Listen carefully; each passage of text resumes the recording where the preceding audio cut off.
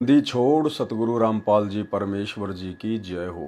परमपिता परमात्मा सारी सृष्टि के रचनहार, कुल मालिक, असंख्य ब्रह्मांडों के स्वामी, जगत गुरु, तीनों लोकों में प्रवेश करके सबका भरण पोषण करने वाले राजाधिराज, आत्माधार, नाथों के नाथ, देवों के देव महादेव, सर्वेश्वर महेश्वर, मृत्युंजय, अजरो अमर, आदि अनादि सनातनी प्रभु, जगत पिता जगदीश्वर, श्री श्री 1008 की उपाधि के वास्तविक अधिकारी, अकाल मूरत शब्द स्वरूपी राम वासुदेव, सर्वगतम ब्रह्म, परम पूज्य, प्रथम पूज्य, परम संत, परम पुरुष, परम धनी, परम दयालु, सत्य कबीर, हक्का कबीर, अल्लाहु कबीर, अल्लाहु अकबर, बाखबर, अल्लाह ताला, जगत के तारणहार, जगत के मुक्तिदाता, जगत के जगन्नाथ, हारे के सहारे, हिंदुओं के राम, मुसलमानों के अल्लाह, सिखों के वाहिगुरु, ईसाइयों के मसीह, दया के सागर दयानिधि, करुणा के सागर करुणानिधि, स्वयंभू परिभू, संकट मोचन, कष्ट हरण, मंगल करण, दुख भंजन, अविगत कबीर, निर्विकार निर्विषम परमात्मा, अलय अलेख सतगुरु, आदि अनादि सतगुरु, असली मर्यादा पुरुषोत्तम, असली राम, असली कृष्ण, असली घनश्याम, असली मुरारी, राजाओं के राजा, महाराजाओं के महाराजा, शहंशाहों के शहंशाह, सम्राटों के सम्राट, भगवानों के भगवान, अल्लाहों के अल्लाह, प्रभुओं के प्रभु, मसीहाओं के मसीह, सच्चे वाहिगुरु, बाबाओं के बाबा, पीरों के पीर, सेठों के सेठ, जगत सेठ, सावड़सा सेठ, सर्वगुण संपन्न, अनंत कोटि कलाओं के स्वामी, अनंत कोटि ब्रह्मांडों के नायक, योगियों में महायोगी, ध्यानियों में महाध्यानी, सिद्धों में परम सिद्ध, ज्ञानियों में तत्व ज्ञानी, ब्रह्म ज्ञानी, महाज्ञानी, परम ज्ञानी, सर्वश्रेष्ठ ज्ञानी, विज्ञानी, युवा कबीर, समरथ कबीर, असंवाद, अमित ओझा, सच्चे रहनुमा, करीम अल्लाह, सुभान अल्लाह, दुनिया के अंतिम पैगंबर, 8 सितंबर 1951 से गांव धनाना, जिला सोनीपत, हरियाणा, भारतवर्ष की पावन भूमि पे प्रकट रियल कल की भगवान श्री नारायण साकार हरि, संत श्रोमणी सतगुरु रामपाल जी परमेश्वर जी के चरण कमल में साध संगति से जुड़े हुए हम सभी सत्सेवक भाई बहनों का अनंत कोटि दंडोत प्रणाम। सत्साई भाई और बहनों, दया पूज्य गुरुदेव भगवान की, सतगुरु रामपाल जी परमेश्वर जी की, जिनके विशेष आशीर्वाद से उन्हीं के कर कमल से लिखित पवित्र पुस्तक कबीर सागर के सरलार्थ के ऊपर वीडियो बनाने की श्रृंखला जारी है। इसी श्रृंखला में आज हमारा ये 18वें नंबर का वीडियो है। परमेश्वर प्रत्येक वीडियो में हमें कुछ न कुछ नई जानकारी अवश्य उपलब्ध करवाते हैं। दूसरी बात भाई और बहनों, पूज्य गुरुदेव भगवान के कर कमल से लिखित होने के कारण इस पुस्तक को पढ़ने से या सुनने मात्र से भी हम लोग ढेर सारे पुण्यों के भागी बनते हैं।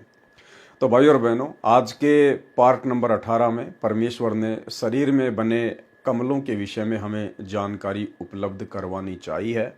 तो हम गुरुदेव भगवान के कर कमल से लिखित पुस्तक को पढ़ेंगे और जानकारी को प्राप्त करेंगे।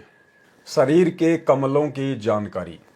इस पृष्ठ पर मानव शरीर में बने कमलों का वर्णन है।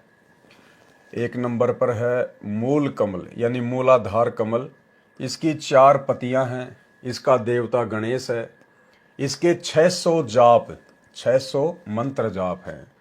यानी परमेश्वर के भक्ति विधि अनुसार जो आज हमें सत्य भक्ति मंत्र मिल गए हैं इन देवताओं के, तो हमें प्रतिदिन गणेश जी के 600 जाप करने होते हैं, जो प्रथम मंत्र के अंदर गुरुदेव भगवान हमें देते हैं। हमें प्रतिदिन कम से कम 600 मंत्र जाप इसके करने होते हैं और परमेश्वर ने हमें इसी हिसाब से ये मंत्र जाप बना के दिए हैं ताकि हमारी भक्ति कंप्लीट होती रहे। नंबर 2, इस मूल कमल के ऊपर संवाद कमल, अनाहद कमल है। इसकी 6 पंखुड़ी हैं। ब्रह्मा तथा सावित्री देवता है। इसके 6000 जाप हैं। इसके हमने प्रतिदिन 6000 जाप करने होते हैं। जो गुरुदेव भगवान ने हमें ब्रह्मा और सावित्री का जो जाप दिया है प्रथम मंत्र के अंदर, हमें प्रतिदिन 6000 जाप करने होते हैं। लेकिन भाई और बहनों, हम कितने कर पाते हैं? अब विचार कीजिएगा, परमात्मा ने हमें कितनी छूट दे रखी है। परमेश्वर ने हमें कितनी छूट दे रखी है। खाली एक माला 108 की कहकर परमेश्वर ने हमें फ्री कर दिया। जबकि सोचिए भाई और बहनों, प्रतिदिन ब्रह्मा सावित्री के 6000 जाप, दुर्गा के 6000 जाप, शंकर पार्वती के 6000 जाप, विष्णु लक्ष्मी के 6000 जाप, गणेश जी के 600 जाप, दुर्गा के 1000 जाप। इतने जाप हम लोग प्रतिदिन करेंगे। उसके बाद फिर शतनाम का जाप करेंगे। फिर जिसको सारनाम मिला है वो सारनाम का जाप करेगा। यानी इतने जाप हमें प्रतिदिन करने होंगे, तब कहीं जाकर हमारा इस काललोक से पीछा छूटेगा। विधान ये कहता है। लेकिन परमेश्वर को हम 2 कौड़ी के तुच्छ जीवों की वर्तमान स्थिति का पता है कि काल ने इनको किस कदर काम धंधे में, रिश्तेदारियों में, बेटा बेटी की चिंता में, बीमारियों में, पता नहीं कैसे कैसे इनको उलझा रखा है। इसलिए परमेश्वर ने हमें मात्र प्रतिदिन कम से कम 1 माला प्रथम मंत्र की केवल वही तक सीमित कर दिया। अन्यथा भाई और बहनों, आदरणीय गरीबदास जी महाराज जी ने अपने सदग्रंथ साहिब में लिखा है कि जिस समय कबीर परमात्मा काशी में आए हुए थे और अपना ही दूसरा रूप केशव बंजारे का बनाया था, सभी लोगों को भंडारा कराया और 24 घंटे ज्ञान गोष्ठी हुई। उस समय केशव बंजारे ने कबीर जी से कहा था कि आप इनको कैसे पार करोगे, मेरी तो समझ में नहीं आ रहा, ये जीव यहां से मुक्त होंगे कैसे? क्योंकि आपके विधान के अनुसार तो यदि एक श्वास भी इस प्राणी का बिना नाम जाप के खराब हो गया तो ये पार हो ही नहीं सकता। तो परमेश्वर ने कहा था कि भाई वो काम मेरा है, मैं इनको किस विधि से भक्ति समझाऊंगा। मैं इनको 5 यज्ञ दूंगा, दान धर्म के विषय में समझाऊंगा, परमेश्वर की महिमा करने के बारे में बताऊंगा, सत्संग सुनने के विषय में बताऊंगा और थोड़े बहुत मैं इनसे मंत्र भी जाप करवाऊंगा। इन विधियों से मैं इनको यहाँ से मुक्त करूंगा। तो भाई और बहनों, गुरुदेव भगवान की हमारे ऊपर बहुत बड़ी असीम रजा है, मेहर है, जो परमात्मा ने हमें कंप्लीट भक्ति मार्ग बनाकर दे दिया है। कैप्सूल बना के दे दिए परमात्मा ने भक्ति के। यदि ये कैप्सूल भी हम समय पर नहीं खाएंगे, विधि से नहीं खाएंगे और मर्यादा में रहकर नहीं खाएंगे, तो भाई और बहनों फिर हम कैसे मुक्त होंगे? तो सोचिए विधान क्या कह रहा है। प्रतिदिन गणेश जी के 600 जाप, प्रतिदिन ब्रह्मा सावित्री के 6000 जाप, प्रतिदिन विष्णु लक्ष्मी के 6000 जाप, प्रतिदिन दुर्गा जी के 1000 जाप, प्रतिदिन शंकर पार्वती के 6000 जाप। बताओ, अगर इस विधि से गुरुदेव हमसे जाप करवाएं तो भाई और बहनों, हम तो ये जाप कभी जिंदगी में पूरे नहीं कर पाएंगे। तो सोचिए गुरुदेव भगवान ने आप और हमारे ऊपर कितनी बड़ी मेहर बख्शी है, कितनी बड़ी दया बख्शी है। परमेश्वर ने हमें अपनी शब्द शक्ति से शॉर्ट में भक्ति के कैप्सूल दे दिए। अब यदि हम प्रतिदिन 1 माला प्रथम मंत्र की नहीं करेंगे, सतनाम के कम से कम 500 या फिर 1000 जाप नहीं करेंगे, ये तो कम से कम बताएं गुरुदेव ने, इससे ऊपर करोगे तो जल्दी मुक्त हो जाओगे, लेकिन इतने तो मुक्त होने के लिए करने पड़ेंगे। तो परमेश्वर ने बहुत बड़ी हमारे ऊपर सहज में दया बख्शी है। नंबर 3, इस सवाद कमल से ऊपर नाभि कमल है, इसकी 8 पंखुड़ियां हैं, लक्ष्मी तथा विष्णु प्रधान देवता हैं, इसके 6000 जाप हैं प्रतिदिन। नंबर 4, इसके ऊपर 12 पंखुड़ियों का कमल है, प्रधान देवता रुद्र यानी महेश तथा पार्वती हैं, इसके भी 6000 जाप हैं। नंबर 5, इसके ऊपर कंठ कमल है जो 16 पंखुड़ियों का है, इसकी प्रधान देवी अविद्या यानी दुर्गा है, इसके 1000 जाप हैं। नंबर 6, इसके ऊपर संगम कमल है जो छठा कमल है, इस छठे कमल के 3 पंखुड़ी हैं, मन का वास है। भवतारण बोध पृष्ठ 111 957 पर इस कमल में परमात्मा का वास लिखा है। भवतारण बोध पृष्ठ 57 903 पर इस कमल में सरस्वती का वास लिखा है। इस कमल के 1000 जाप है। नंबर 7, ये 7वां कमल सुरती कमल है, इसमें सतगुरु का निवास है। भवतारण बोध पृष्ठ 57 903 पर इसको त्रिकुटी कमल लिखा है, इसकी 2 पंखुड़ी हैं। कबीर बाणी पृष्ठ 111 957 पर इसे 2 पंखुड़ियों का लिखा है, इसके भी 1000 जाप है। नंबर 8, 2 दल वाले 7वें कमल से ऊपर शून्य स्थान है, इसकी 1 सफेद पंखुड़ी है, उसमें सत्य पुरुष सतगुरु रूप में रहते हैं। दूसरी काले रंग की है, इसमें ज्योति निरंजन रहता है। भवतारण बोध पृष्ठ 57 903 पर लिखा है कि अष्टम कमल ब्रह्मांड के माही, तहाँ निरंजन दूसर नाही। कबीर बाणी पृष्ठ 111 957 पर लिखा है कि 8वें कमल 10 पंखुड़ी कहिए, यानी 8वें कमल की 10 पंखुड़ियां हैं। इसके जाप की सही संख्या नहीं लिखी है। संत गरीबदास छुड़ानी वाले ने कमलों का ज्ञान इस प्रकार कहा है। नंबर 1, मूल कमल, स्वाद कमल, नाभि कमल, हृदय कमल, कंठ कमल तक यही उपरोक्त वर्णन है। त्रिकुटी कमल में 2 पंखुड़ी का कमल है। इसमें सतगुरु कबीर परमेश्वर का निवास बताया है। उपरोक्त सर्व प्रकरण का निष्कर्ष है। शरीर के कमलों की यथार्थ जानकारी अब परमात्मा थोड़ा खुल के बताएंगे। कबीर सागर में अध्याय कबीर वाणी पेज नंबर 111 पर जो इस प्रकार है। नंबर 1, प्रथम मूल कमल है, देव गणेश है, 4 पंखुड़ी का कमल है। नंबर 2, दूसरा स्वाद कमल है, देवता ब्रह्मा सावित्री है, 6 पंखुड़ी का कमल है। 3, तीसरा नाभि कमल है, लक्ष्मी विष्णु देवता है, 8 पंखुड़ी का कमल है।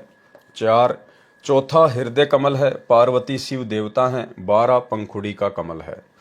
5, पांचवा कंठ कमल है, अविद्या दुर्गा देवता है, 16 पंखुड़ी का कमल है।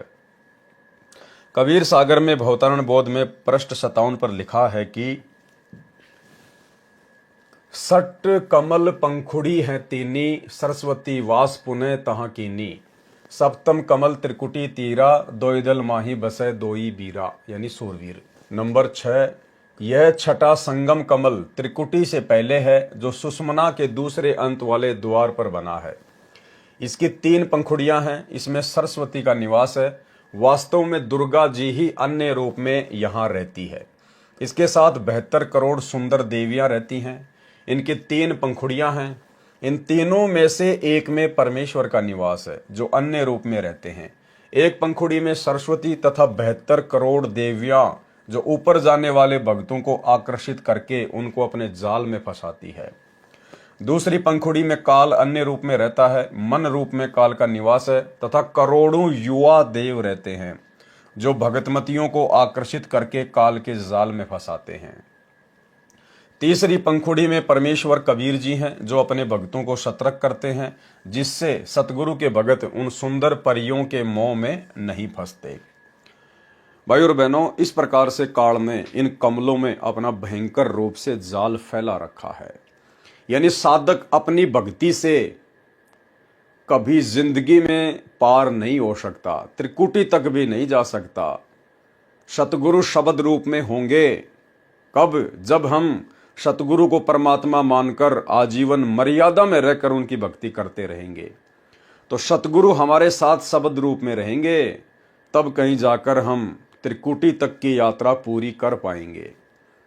और किस प्रकार से संगम कमल में, जहाँ पर सरस्वती का वास है और सरस्वती के रूप में दुर्गा स्वयं रहती है काल की आज्ञा से, और 72 करोड़ सुंदर अप्सराएं इसने वहाँ पर छोड़ रखी हैं। उस रास्ते से जाने वाले भक्तों को भक्ति मार्ग से विचलित करने के लिए वो सुंदर औरतें चारों तरफ हमारे घूमेंगी, लिपटेंगी, अपनी जो अदाएं हैं वो दिखाएंगी, अर्धनग्न हो जाएंगी, हमें अपने जाल में फंसाएंगी, हमें तरह तरह के लोभ देंगी, प्रलोभन देगी, लालच देंगी। अतः गुरुदेव भगवान हमें सतर्क करना चाहते हैं। यदि तुम इस शरीर में पृथ्वी पर भक्ति करते करते यदि विषय वासना से दूर नहीं हुए, यदि तुम इस प्रकार माता बहनों की तरफ गंदी नजर रखने से बाज नहीं आए, या अपने मन में इस प्रकार के दोष यदि तुम बाहर नहीं कर दोगे, तो भाई ये आदत, ये विचार ऐसे के ऐसे सूक्ष्म मन में जमा रहेंगे। सूक्ष्म शरीर में ऐसे ही विकार रहेंगे जैसे स्थूल शरीर में हैं। और जब हम स्थूल शरीर छोड़कर ऊपर की यात्रा करेंगे, तो फिर वो 72 करोड़ उर्वशियाँ दुर्गा के आदेश से हमारे को पूरी तरह से फंसाने का प्रयास करेंगी। और जिन भक्तों ने यहाँ पर ये गंदी आदत नहीं छोड़ी, माता बहनों की तरफ ताक झांक करना, उनके प्रति मन में गंदी वासना उत्पन्न करना, तो भाई वहाँ भी नहीं बच पाएंगे। और तुरंत वहाँ पर हम किसी न किसी सुंदर स्त्री के साथ में एकांत स्थान में जाकर उसके साथ में भोग विलास करके काल के जाल में फंस के रह जाएंगे। ठीक इसी प्रकार गुरुदेव भगवान हमें समझाना चाहते हैं कि जो माता बहनें यहाँ पर सत्संग में आकर भी नहीं सुधरती हैं, उसी प्रकार से ताक झांक में रहती हैं, एक दूसरे के साथ में इसी प्रकार से प्रेम प्रसंग की बातें करती हैं, अपनी गंदी आदतों से बाज नहीं आती हैं। तो जब स्थूल शरीर छोड़ेंगे और सूक्ष्म शरीर के साथ त्रिकुटी की यात्रा करेंगे तो काल ने 72 करोड़ युवा आकर्षित सुंदर सुंदर वहां पर व्यक्ति छोड़ रखे हैं, जो उन माता बहनों को, उन भक्तमतियों को अपनी अदाओं से आकर्षित करेंगे। और जैसी आदत उन माता बहनों की यहाँ है, इसी प्रकार से वहां पर होगी और वो उनके चक्कर में आके फंस जाएंगी। तो भाई और बहनों, इसलिए परमात्मा हमें यहाँ पर अपना ज्ञान देकर, हर प्रकार से मर्यादा बताकर हमारे को पाक साफ बनाना चाहते हैं कि हमारी नज़र हमारे गुरुदेव भगवान से ऊपर उठे ही ना, हमारे सोच, हमारे विचार हमारे गुरुदेव से अन्यत्र कहीं जाए ना। इसलिए मालिक कहते हैं, पर नारी को देखिए बहन बेटी के भाव, कहे कबीर काम नाश का यही सहज उपाय। तो ये बहुत भयंकर काल का जाल है और सतगुरु वहां पर अपने भक्तों को सतर्क करेगा। कैसे करेगा?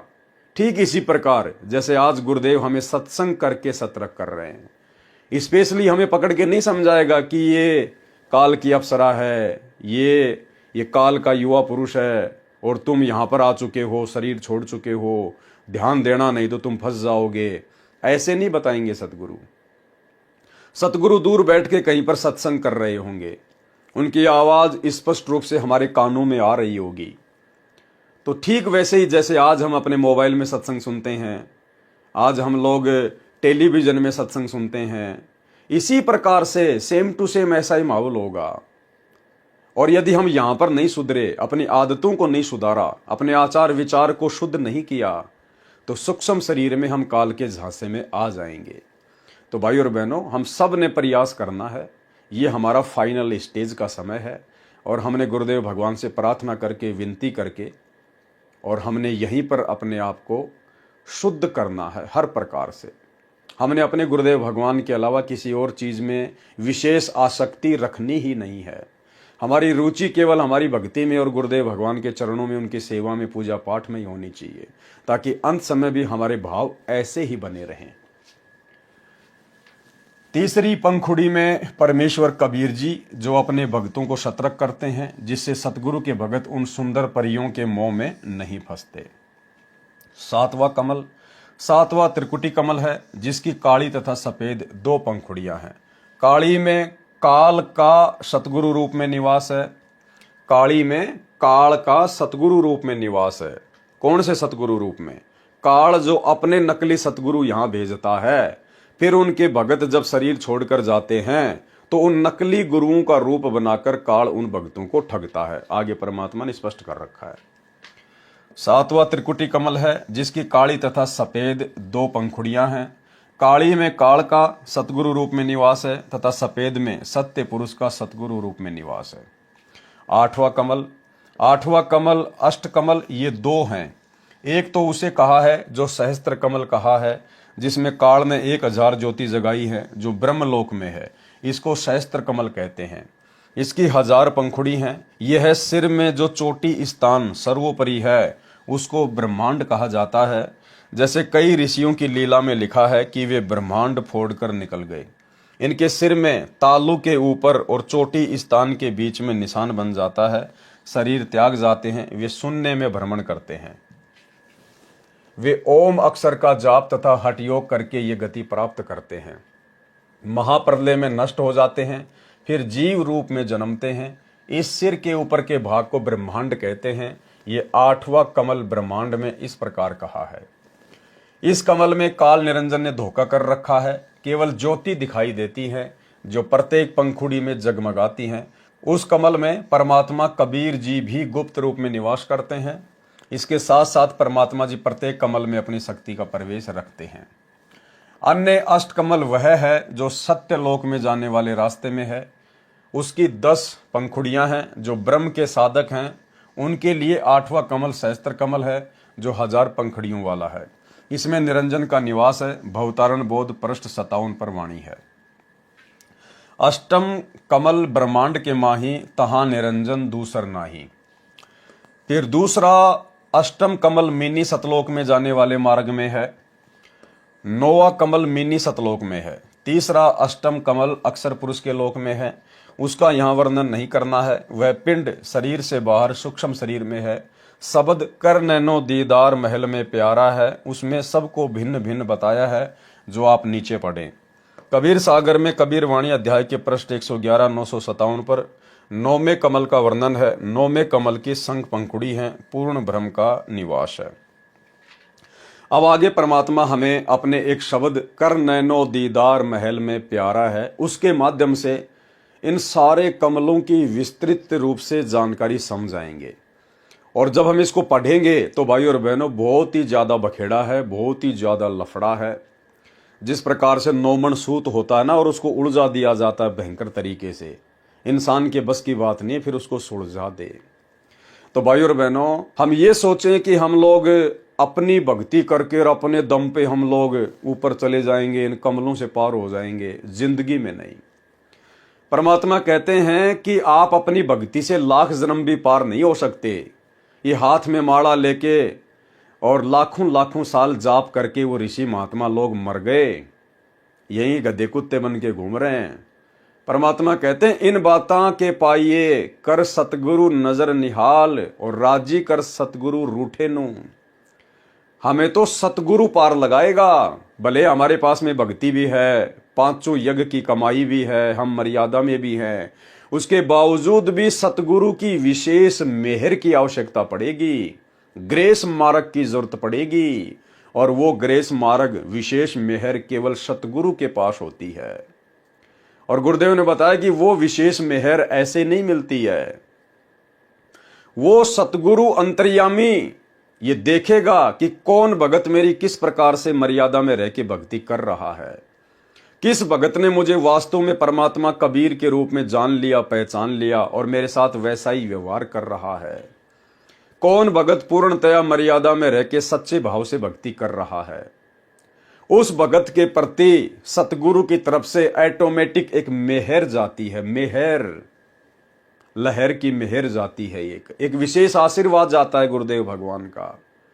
उस मेहर की हमें आवश्यकता पड़ेगी, उस ग्रेस मार्ग की हमें आवश्यकता पड़ेगी। ये छोटा सा सत्संग गुरुदेव भगवान का यही स्पष्ट कर रहा है कि तुम अपनी तरफ से लाख जन्म भी भक्ति करके पार नहीं हो सकते। तुम्हें सतगुरु की मेहर चाहिए, और सतगुरु की मेहर मिलेगी मर्यादा में रहकर भक्ति करने से, गुरु को परमात्मा मानकर भक्ति करने से। जो भक्ति वर्तमान में साध संगतियों में हो रही है, ये गंदी राजनीति करने से, राजनेताओं की रैलियों में धक्के खाने से, स्टेडियम बनाने से, स्टेडियम बनवाने में अपना ज्योति पाठ और दान का पैसा देना, गुंडों की सीबीआई जांच करवाने में, आश्रमों में हॉस्पिटल खुलवाने में, फालतू में घर के रहते सहते आश्रम बनवाने में अपना पैसा देना, इन पत्थरों में पैसा बर्बाद करवाना, रक्तदान दे दान के नाम पे लाइन लगा के खड़े हो जाना, पांचों यज्ञ करने के लिए स्पेशल आश्रमों में जाना, फिर घर क्या शमशान घाट है। अरे नाम दीक्षा देते समय गुरुदेव हमें रोजाना घर पर पांचों यज्ञ करने का आदेश देते हैं, और वर्तमान में हमारे गुरुदेव हिसार जेल में बैठे हुए हैं, तो आश्रमों में क्या हम धक्के खाने जा रहे हैं? अगर आश्रमों में ही पांचों यज्ञ होते हैं तो बाकी दिन फिर घर पे क्या करते हैं? और अगर घर पर पांचों यज्ञ कर रहे हैं तो गुरु जी की गैर हाजिरी में फिर आश्रमों में क्या धक्के खाने जा रहे हैं? तो भाई और बहनों, इस प्रकार की बकवादों से हमें परमात्मा नहीं मिलने वाला, चाहे हम कितना अपने आप को भगत समझ के भक्ति करते रहें। जो विधि है परमात्मा की, जो विधान है, जो रूल है, उसके अकॉर्डिंग चलकर ही हम परमात्मा की मेहर प्राप्त कर सकते हैं। तो गुरुदेव ने क्या कहा, छोटा सा सत्संग सुन लीजिए। कहते हैं तुम्हारा जो कल्याण कैसे होगा कि सतगुरु जो तत्वदर्शी संत है उसको नजर निहाल कर के इतना उनके अनुसार उनके मर्यादा में चल के वो तेरे ऊपर गदगद हो जाए, वो संत के मेरी प्यारी आत्मा परमात्मा को पाने के रास्ते पर बिल्कुल सही चल रही है। तो अंदर से जो एक हिलोर आती है संत के अंदर से, जिस भक्त की, जिस बहन भाई की क्रियाओं से जो प्रसन्न हो जाता है कि ये सही मर्यादा में चला, तो वो जो एक रजा आती है, उसके बाद फिर एक उसकी प्रति एक कसक जाती है कि बहुत अच्छी, और परमात्मा अपने बच्चे पर मेहर रखना, ऐसे ही चले। तो वो एक आशीर्वाद आपको एक्स्ट्रा मिलता है जिसको ग्रेस मार्ग कहते हैं। तो वो एक आशीर्वाद आपको एक्स्ट्रा मिलता है जिसको ग्रेस मार्ग कहते हैं। तो वो एक आशीर्वाद आपको एक्स्ट्रा मिलता है जिसको ग्रेस मार्ग कहते हैं। तो यहाँ कहते इन बातों के पाइए कर सतगुरु नजर निहाल है। मान ले तन यो ज्ञान भी हो गया कैसे ऐसे होता तो, और सतगुरु नजर निहाल हुआ नहीं, तुझे सार नाम रे फिर सार शब्द मिला नहीं तो भी बात बिगड़ेगी। इसलिए ये कल्याण कहती ये बातें कहन सुन की ना है, कर पाड़ने की है। तो भाई और बहनों, जब तक इस प्रकार से हम गुरुदेव की विशेष उस मेहर के योग्य नहीं बनेंगे तब तक हम भक्ति मार्ग पर सफल नहीं हो सकते, चाहे हम कितनी माला क्यों ना जपते रहें। और उसके बाद भाई और बहनों, जो भगत वास्तव में अपने गुरु को जान चुका होगा, समझ चुका होगा, पहचान चुका होगा, उसके बाद वो भगत तो मर्यादा तोड़ेगा नहीं। वो तो हर प्रकार का संघर्ष करेगा, चाहे कोई भी कुर्बानी क्यों ना देनी पड़े। वो ऑप्शन का इस्तेमाल नहीं करेगा कि यार जगह जगह नामदान सेंटर खुले हुए हैं, कोई बात नहीं, अगर मर्यादा टूट भी जाएगी तो मैं तो नाम शुद्ध करवा के आ जाऊंगा।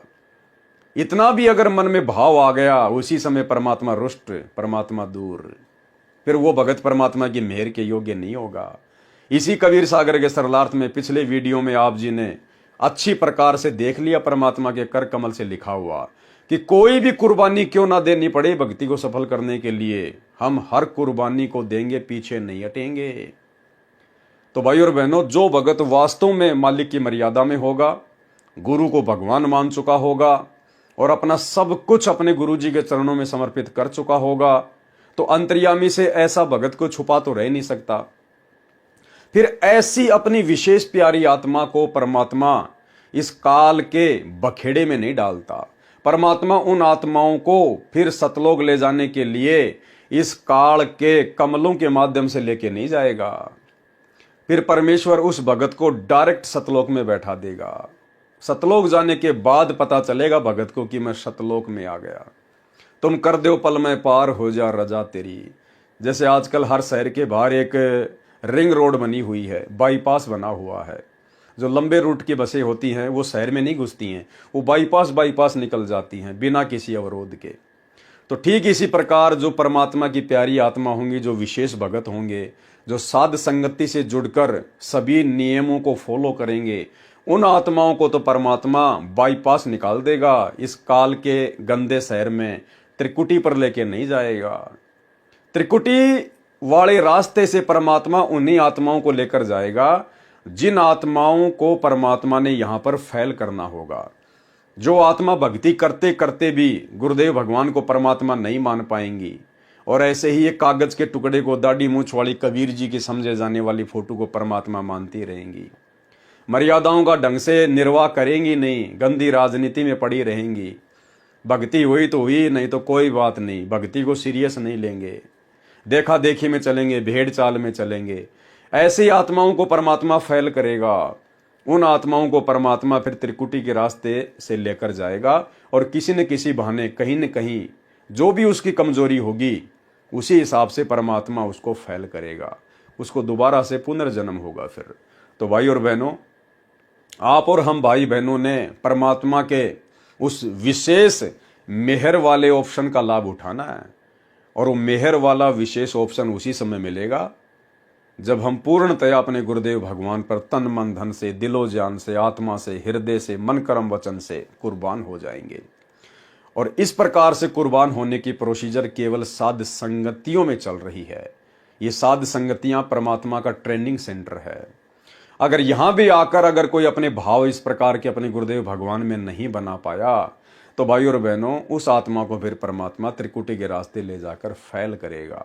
अन्यथा जो विशेष आत्मा होगी, जो हीरे मोती लाल होंगे, उनको परमात्मा डायरेक्ट लेके जाएंगे, उनको किसी भी लफड़े में नहीं डालेंगे।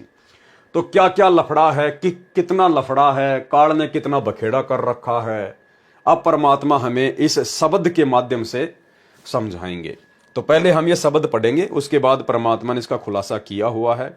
हालांकि शब्द पढ़ने की कोई आवश्यकता नहीं है, हम चाहें तो डायरेक्ट जो परमात्मा ने सरलार्थ किया हुआ है हम लोग उस पर भी जा सकते हैं। लेकिन भाई और बहनों, यदि परमात्मा ने लिखा है, यदि गुरुदेव भगवान ने इतनी मेहनत करके, इतना समय देके अगर लिखा है, तो परमेश्वर के कर कमल से लिखित होने के कारण प्रत्येक अक्षर को जब हम पढ़ेंगे या सुनेंगे, देखेंगे, तो भी हम पुण्य के भागी होते हैं। तो बताओ फिर हम ऐसे पुण्य को क्यों छोड़ना चाहेंगे? तो हम पढ़ेंगे, उसके बाद मालिक का किया हुआ सरलार्थ भी हम देखेंगे। तो ये शब्द है, कर नैनो दीदार महल में प्यारा है, टेक कर नैनो दीदार महल में प्यारा है। काम क्रोध मद लोभ विसारो, सील संतोष समा सतधारो। यानी ये विकार हैं भक्ति मार्ग में। काम, काम वासना, फालतू की कोई मनोकामना, ये क्रोध, मद यानी ये आलस्य वगैरह, नशा वगैरह, लोभ, लालच, स्वार्थ, परमात्मा कहते हैं इनको छोड़ना पड़ेगा। इस भक्ति मार्ग में तुमने एक प्योर आत्मा बनना पड़ेगा। और सील, संतोष, समा और सत्य, ये सब तुमने धारण करने पड़ेंगे अपने ऊपर। अभी इन काल की बकवादों को छोड़ना पड़ेगा। छल, कपट, राग, द्वेष, ईर्ष्या, लूट पाट, मिलावट, चोरी, कसोट, ये सब छोड़नी पड़ेंगी अगर सतलोक वाली भक्ति सफल करनी है तो। मद मास मिथ्या तजी डारो, हो ज्ञान घोड़े असवार, भरम से न्यारा है। हमने तो तत्व ज्ञान रूपी घोड़े के ऊपर सवार होना है। धोती नेति बस्ती पाओ, आसन पद्म जुगत से लाओ, कुंभक कर रेचक करवाओ, पहले मूल सुधार कारज हो सारा है। ये कुछ योगियों की योग क्रियाएं हैं जिनको गरीबदास जी महाराज जी ने यहाँ पर लिखा है, लेकिन गुरुदेव ने बताया कि ये हमारे किसी काम की नहीं है। हमने तो इन कमलों को भक्ति से, सत्य भक्ति मंत्रों के जाप से खोलना है। और जो योगी लोग होते हैं वो फालतू की उनकी जो ये क्रिया होती हैं, जो काल की भक्ति की, उनके माध्यम से वो अपना जो भी क्रिया है वो करते हैं, तो हमारे किसी काम की नहीं। ये लिखना उनके लिए जरूरी था ताकि कोई ये ना सोचे कि भाई आदरणीय गरीबदास जी को या फिर कबीर जी को ज्ञान नहीं था, इसलिए ये सब कुछ लिखा गया है। मूल कवल दल चतुर बखानो, के लिए जाप लाल रंग मानो, देव गणेश तहाँ रोपा थानो, रिद्धि सिद्धि चवर डुलारा है। संवाद चक्र सटदल विस्तारो, ब्रह्मा सावित्री रूप निहारो, उल्टी नागिनी का सिर मारो, तहाँ शब्द ओंकारा है। नाभि अष्ट कमल दल साजा, श्वेत सिंहासन विष्णु विराजा, हरियम जाप तासु मुख गाजा, लक्ष्मी शिव अधारा है। द्वादश कमल हृदय के माही, जंग गौर शिव ध्यान लगाई, सोहम शब्द तहाँ धुन छाई, गन करे जय जयकारा है। सोडस कमल कंठ के माही, तेहि मद बसे अविद्या बाई, हरिहर ब्रह्म चवर डोराई, जहां श्रीयम नाम उचारा है। तापर कुंज कमल है भाई, बग चोरा दुई रूप लखाई, निज मन करत वहां ठकुराई, सो नैनन पिछवाड़ा है। कमलन भेद किया निर्वारा, ये सब रचना पिंड मझारा, सत्संग कर सतगुरु सिर धारा, वह सतनाम उचारा है। आंख कान मुख बंद कराओ, अनहद झिंगा शब्द सुनाओ, दोनों तिल एक तार मिलाओ, तब देखो गुलजारा है। चंद सूर एक घर लाओ, सुषमणा सेती ध्यान लगाओ, त्रिवेणी के संधि समाओ, और उतर चल पारा है। घंटा शंख सुनो धुन दोई, सहस्त्र कमल दल जगमग होई, तामद करता निरखो सोई, बंक नाल धसपारा है। डाकनी साकनी बहु किलकारे, जम किंकर धर्म दूत हकारे, सत्य नाम सुन भाग्य सारे, जब सतगुरु नाम उचारा है। गगन मंडल बिच उर्द मुख कुइया, गुरु मुख साधु भर भर पिया, निगरों प्यास मरे बिन किया, जाके हिये अंधियारा है। त्रिकुटी महल में विद्या सारा, दनहर गरजे बजे नगारा, लाल बरण सूरज उजियारा, चतुर दल कमल मंझार, शब्द ओमकारा है। साध कोई जिन ये गढ़ लीन्या, 9 दरवाजे प्रकट चीन्या, 10वां खोल जाए जिन दीन्या, जहां कुलुफ रहा मारा है। आगे श्वेत सुन है भाई, मान सरोवर पैठी अनहाई, हंसन मिली हंसा होई जाई, मिले जो अमी आहारा है। किंगरी सारंग बजे सितारा, छर ब्रह्म सुंदरवारा, द्वादश भानु हंस उजियारा, सठ दिल कमल मंझार, शबद रंकारा है। महासुन सिंध बिस्मी घाटी, बिन सतगुरु पावे नहीं बाटी, व्यागर सिंह सरप बहु काटी, तय सहज अंचित पसारा है। अष्ट दल कमल पार ब्रह्मबाई, दाहिने द्वादश अचिंत रहाई, बाएं 10 दल सहज समाई, यो कमलन निर्वारा है। 5 ब्रह्म पांचों अंड बीनो, 5 ब्रह्म नी अक्षर चीनो, 4 मुकाम गुप्त तह कीन्यू, जामद बंदी वान पुरुष दरबारा है।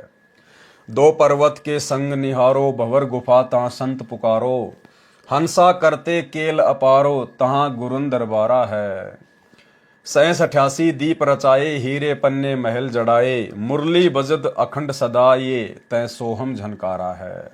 सोहम शब्द तजी जब भाई, सत्यलोक की हद पुनि आई, उठत सुगंध महा अधिकाई, जाको वार न पारा है। सोडस भानु हंस को रूपा, बीना सतदुन बजे अनुपा, हंसा करत चवर सिर भूपा, सत्य पुरुष दरबारा है।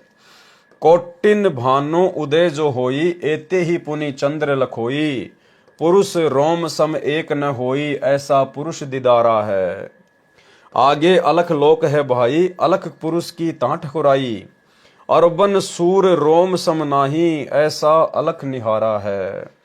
तां पर अगम महल इक साजा, अगम पुरुष ताही को राजा, खरबन सूर रोम इक लाजा, ऐसा अगम अपारा है। तां पर अकै लोक है भाई, पुरुष अनामी तहां रहाई, जो पहुंचा जानेगा वाही, कहन सुननते न्यारा है। काया भेद किया निरुवारा, ये सब रचना पिंड मंजारा, माया अविगत जाल पसारा, सो कारीगर भार्या है। आदि माया कीनी चतुराई, झूठी बाजी पिंड दिखाई, अवगति रचना रची अंडमाही, ताका प्रतिबिंब डार्या है। शब्द विहंगम चाल हमारी, कहे कबीर सतगुरु दई तारी, खुले कपाट शब्द झनकारी, पिंड अंड के पार सो देश हमारा है। यानी भाई और बहनों, परमात्मा ने 21 ब्रह्मांड से लेकर और सबसे ऊपर का जो लोक है अनामी लोक, वहां तक की परमेश्वर ने शॉर्ट में पूरी जानकारी दे दी।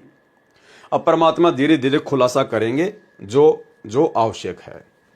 नोट, कुंज कमल त्रिकुटी में बने 7वें कमल को कहा है, जिसके 2 दल हैं, एक काला भंवरे जैसा काला, दूसरा बग यानी बुगले पक्षी जैसा सफेद है। जो त्रिकुटी कमल में विद्या सारा लिखा है, वो चतुर्दल कमल लिखा है। यह तरियदल कमल है, यह छठा कमल है। इसके 3 पंखुड़ी दल हैं। इसमें देवी दुर्गा श्री सरस्वती रूप बनाकर रहती हैं। ओंकार शब्द उसी के स्थान पर हो रहा है। यह चौपाई नंबर 15 का विश्लेषण है। चौपाई नंबर 18 में 60 दल कमल लिखा है। यह अक्षर पुरुष के लोक का वर्णन है, परंतु काल ब्रह्म ने इसकी नकल ब्रह्मलोक में बनाई है, आप और हमारे को भ्रमित करने के लिए, फंसाने के लिए जीव आत्मा को। उसमें ररंकार शब्द हो रहा है, यानी बहुत ही मीठी धुन हो रही है। साधक उसको सुनकर मदहोश हो जाते हैं और वहीं पे डेरे डाल देते हैं। दूसरे शब्दों में चौपाई नंबर 18 में जो वर्णन है, ये अक्षर पुरुष के लोक का है। उसमें 2 ही कमल हैं। एक 6 दल का कमल जिसमें उसका न्यायाधीश बैठता है, जहां पर भगत उसके लोक का किराया यानी सोहम शब्द की भक्ति की राशि जमा करवाता है। दूसरा 8 दल का कमल है, उसमें अक्षर पुरुष रहता है। उसकी राजधानी कमल के फूल के आकार की है, जिसमें 8 पंखुड़ी बनी दिखाई देती हैं। शब्द कर नैनो दीदार महल में प्यारा है तथा कबीर सागर में साहिब कबीर ने काल के जाल का पूरा विवरण दिया है। वाणी नंबर 1 से 13 तक का भावार्थ, स्थूल शरीर 5 तत्व से बना मनुष्य को जो एक टेलीविजन जानो, इसमें चैनल लगे हैं। जैसे मूल कमल, इसमें गणेश जी का वास है। सवाद चक्कर, इसमें ब्रह्मा सावित्री जी का वास है। नाभि कमल, इसमें लक्ष्मी विष्णु जी का वास है। हृदय कमल, इसमें शिव पार्वती जी का वास है। कंठ कमल, इसमें अविद्या यानी प्रकृति देवी का वास है। और ये इन सब के परमात्मा ने कुछ जाप मंत्र लिखे हैं। लेकिन दास ने आपको पहले भी समझाया था, हमने ये गलती बिल्कुल भी नहीं करनी है। हमने अपने गुरुदेव भगवान के आदेश और उनके मुख कमल से नाम दीक्षा लिए बिना हमने इन मंत्रों का मनमुखी रूप से बिल्कुल भी जाप नहीं करना है। चाहे हमारी समझ में आ गए हों, चाहे हमने गुरुदेव के सत्संगों में सुन लिए हों, चाहे हमने नित्य नियम में लिखे हुए देख लिए हों, या इस प्रकार से परमात्मा ने अपने कर कमल से लिखित पुस्तकों में भी बहुत जगह इनका जिक्र किया हुआ है समझाने के लिए। लेकिन जो वास्तविक जाप करने की विधि है और जो वास्तविक मंत्र हैं, वो जब तक हम पूज्य गुरुदेव भगवान के आदेश से और उनसे प्राप्त नहीं करेंगे, तब तक ये मंत्र अपना वास्तविक काम नहीं करेंगे। और हो सकता है लाभ की जगह ये हमको हानि भी देने लग जाएं, क्योंकि मनमुखी रूप से भक्ति मार्ग में कोई भी क्रिया सफल नहीं होती है। इसलिए जो भाई बहन संकल्प दीक्षा में हैं या अभी गुरुदेव के सत्संग सुन रहे हैं, वो मनमुखी रूप से किसी भी मंत्र का जाप ना करें, केवल गुरुदेव के सत्संग सुने और अपने घर में 3 समय की जो आरती है वो करें। अपने घर में देसी घी का खड़ी बत्ती वाला दीपक जलाएं और अपनी मर्यादाओं का ध्यान रखें यदि आपने संकल्प ले रखा है तो। त्रिकुटी 2 दल काला व सफेद रंग का कमल है। इसे एयरपोर्ट जानो, जैसे हवाई अड्डा हो, वहां से जहां भी जाना है वहीं जहाज उपलब्ध होगा। चूंकि सर्व संत यहीं से अपना आगे जाने का मार्ग लेते हैं। वहां पर परमात्मा भगत जिस इष्ट का उपासक है, गुरु का रूप शब्द स्वरूपी गुरु या शब्द गुरु कहिए बनाकर आता है तथा अपने हंस को अपने साथ लेकर स्व स्थान में ले जाता है। यहां पर निजमन यानी पार ब्रह्म भी रहता है। वह जीव के साथ किसी प्रकार का धोखा नहीं होने देता। जैसे हवाई अड्डे पर जाने से पहले जिस देश में जाना है उसका एयरपोर्ट वीजा व टिकट पहले ही प्राप्त कर लिया जाता है, वहां पर जाते ही उसी जहाज में बैठा दिया जाता है।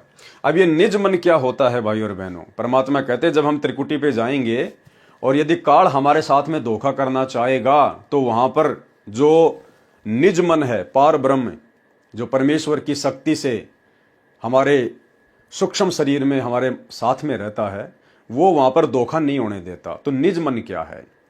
गुरुदेव भगवान ने बताया कि यह शरीर बना दिया गया है। ठीक है, शरीर में आत्मा का प्रवेश है और मन का भी प्रवेश है। तो काल का जो एजेंट है इस शरीर में आत्मा को भ्रमित करने के लिए वो है मन। मन हमेशा हमारे को कुप्रेरणा करेगा, उल्टे कार्यों में लगाएगा, हमेशा हमारे को उल्टी शिक्षा देगा, भक्ति के विरुद्ध हमें शिक्षा देगा। तो काल ने तो अपना एजेंट छोड़ रखा है इस शरीर में, मन। और गुरुदेव भगवान का जो एजेंट है, परमेश्वर का जो एजेंट है, उसको कहते हैं निज मन। जैसे हम कोई भी कार्य करते हैं तो जैसे हम कहते हैं कि यार एक बार तो मेरे मन में आई कि मैं ये काम को कर लूं, लेकिन फिर मेरे मन में आई कि नहीं यार ये काम मत कर, ये काम ठीक नहीं है, पकड़ा जाएगा, पुलिस पिटाई करेगी, जेल में डाल दिया जाएगा। तो जो आपको सही शिक्षा दे रहा है, जो आपको उस कुकर्म से बचाने का प्रयास कर रहा है, वो है निज मन, परमात्मा का एजेंट। और जिसने आपको उल्टी शिक्षा दी कि ये काम कर ले, इस काम में बहुत ज्यादा प्रॉफिट है, अरे क्या समय लगेगा, एक चक्कर लगाना है 5,000 रुपये मिल रहे हैं, कौन देखेगा, वो है मन, काल। और जो आपको सतर्क करता कि नहीं नहीं नहीं चेक पोस्ट पे पकड़ा जाएगा, गाड़ी में शराब भरी है, 5,000 के लालच में बावड़े जो है, फिर बाद में तू 50,000 रुपये फिर तू वकील को देगा, कोर्ट में जेल जाना पड़ेगा, मार खानी पड़ेगी, बेइज्जती होगी, वो अलग है। तो जो हमें सावधान करता है उसको कहते हैं निज मन, वो परमात्मा का एजेंट है, सतगुरु का एजेंट है। और जो हमें भ्रमित करता है, उल्टे कार्यों पे लगाता है, उसको कहते हैं मन, वो काल का एजेंट है। तो जब हम त्रिकुटी पर जाएंगे और काल यदि हमारे साथ में धोखा करने का प्रयास करेगा तो निज मन के माध्यम से परमात्मा हमें सचेत करेंगे। लेकिन वो करेंगे कैसे? बात वही है भाई और बहनों। जैसे वर्तमान में गुरुदेव ने हमें ज्ञान दे दिया, भक्ति मार्ग समझा दिया, नियम मर्यादा बता दी। अब यदि हमारे सामने ऐसी कोई परिस्थितियां पैदा होती है, जैसे कि गुरुदेव के परिवार वाले हैं, अब गुरुदेव की गैर हाजिरी में समझ लीजिए आज हमारी परीक्षा चल रही है, हम लोग त्रिकुटी पर खड़े हैं और गुरुदेव हमारी परीक्षा ले रहे हैं। अब गुरुदेव के परिवार की तरफ से आदेश आ गया, भैया नरेंद्र मोदी की रैली है, सभी भक्तों ने वहां पर जाना है, अपनी हाजिरी लगानी है।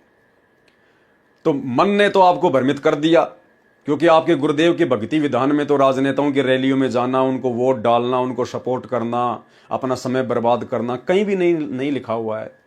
लेकिन मन ने जबरदस्ती आपको भ्रमित कर दिया, कोऑर्डिनेटरों के माध्यम से, गुरुदेव के परिवार के माध्यम से मैसेज डलवा कर, पीले पर्चे डलवा कर। तो ये है मन, जो केवल भ्रमित करेगा, भक्ति के विरुद्ध कार्य करवाएगा। फिर हमारे मन में आएगी कि यार ये राजनीति कभी गुरुजी ने तो बताई नहीं, गुरुजी ने कभी जिक्र ही नहीं किया। 30 साल से गुरुजी सत्संग कर रहे हैं, इतने दिनों से हम जुड़े हुए हैं, कभी गुरुदेव ने किसी सत्संग में किसी राजनीति को सपोर्ट करना, किसी राजनेता की रैली में जाना कोई आदेश ही नहीं दिया। गुरुजी तो कहते हैं कि हमारा राजनीति से कोई लेना देना नहीं है। तो इस प्रकार के जो विचार हमारे अंदर आ रहे हैं वो है निज मन, जो हमें सतर्क करना चाहता है। तो ठीक इसी प्रकार जैसी रिहर्सल आज हम यहां करेंगे, जितनी बातें हम मन की या निज मन की इस शरीर में रहते सहते भक्ति करते करते यहां मानेंगे, उतनी बात हम त्रिकुटी पर सूक्ष्म शरीर में मानेंगे। इसलिए हमने यहीं पर हर प्रकार से ज्ञान को आधार बनाकर निज मन के अनुसार अपनी भक्ति करनी है, ना कि मन के अनुसार। जब यहीं पर आज लाखों की संगत ठगी जा रही है, राजनीति कर करके, स्टेडियम बनवा के, हॉस्पिटल में बनवा के भगत ही वहां पर मजदूर बने हुए हैं। गुंडों की सीबीआई जांच का समर्थन कर दिया, भगतों का पैसा चंदे के रूप में दे दिया, जॉट आरक्षण में भगत जा रहे हैं, बैठ रहे हैं, भगतों के दान का पैसा चंदे के रूप में उड़ाया जा रहा है। जब आज हम यहीं पर सतर्क नहीं हो रहे तो भाई और बहनों, त्रिकुटी पर भला फिर हम काल के धोखे से कैसे बचेंगे। वहां पर ये निज मन कोई आपका हाथ पकड़ के साइड में नहीं करेगा, जैसे आज नहीं कर रहा। केवल आपके अंदर वो सोच प्रकट करेगा, आपके अंदर कुछ समय के लिए भावना पैदा करेगा कि भाई देख, गुरुजी के सत्संग के अनुसार तो ये काम है नहीं, गुरुजी ने तो कभी अपने सत्संगों में बताया नहीं, बाकी भाई तेरी मर्जी है। तो जिस प्रकार मन और निज मन यहां पर अपना काम कर रहे हैं, वैसे ही त्रिकुटी पर काम करेंगे। तो जिसने यहां पर मन को जीत लिया और निज मन के अनुसार चलना सीख लिया, वही तो त्रिकुटी पर काल के धोखे से बच पाएगा। इसलिए हमने यहीं पर सावधान होना है हर प्रकार से, ताकि हम त्रिकुटी पर ठगे ना जा सकें, काल के धोखे का शिकार ना हो सकें। अब ये ना समझ लेना कि वहां पर यदि काल ठगेगा तो निज मन दौड़ के आएगा कि भगत जी इधर चलो इधर चलो इधर चलो। ऐसा नहीं होगा। ये रिहर्सल करवा रहा परमात्मा हमसे धरती पर, और जैसा हम इस शरीर में रहते सहते परमात्मा के ज्ञान के अनुसार जो भी क्रिया करेंगे, सूक्ष्म शरीर में भी हमारे वैसे ही भाव रहेंगे, वैसे ही विचार रहेंगे, और हम वहां पर ठगे जाएंगे यदि यहां पर ज्ञान को आधार नहीं बनाया तो। आज हमारी त्रिकुटी वाली ही परीक्षा चल रही है। त्रिकुटी पर भी गुरुजी हमारे सामने नहीं खड़े होंगे। जैसे आज गुरुदेव हिसार जेल में जाके बैठ गए, अपना पूरा ज्ञान समझा दिया, सब कुछ बता दिया, और आज हमें फ्री छोड़ दिया परमात्मा ने कि देखता हूं मेरे कितने हैं, मेरे ज्ञान को आधार बनाकर कितने चलते हैं और कितने काल की ठगी का शिकार होते हैं। तो काल अपनी ठगी कर रहा है गुरुदेव के परिवार के माध्यम से, सारे उल्टे जो भक्ति विरुद्ध कार्य हैं वो करवा कर। तो ऐसा ही त्रिकुटी पर होगा, शब्द रूप में परमात्मा साथ होगा। शब्द रूप में तो आज भी हमारे साथ में है, हर घर घर में बैठा है मालिक। ऐसा ही त्रिकुटी पे होगा, हम अकेले होंगे वहां पर, और इसी प्रकार से ये काल हमें मन के माध्यम से ठगेगा और परमात्मा हमें निज मन के माध्यम से सतर्क करेंगे। जो यहां सतर्क नहीं हो पा रहे वो त्रिकुटी पर क्या खाक सतर्क होंगे। इसलिए परमेश्वर कहते हैं कि ज्ञान को आधार बनाए बिना, क्योंकि ये ज्ञान मार्ग है, हम सफल नहीं हो सकते।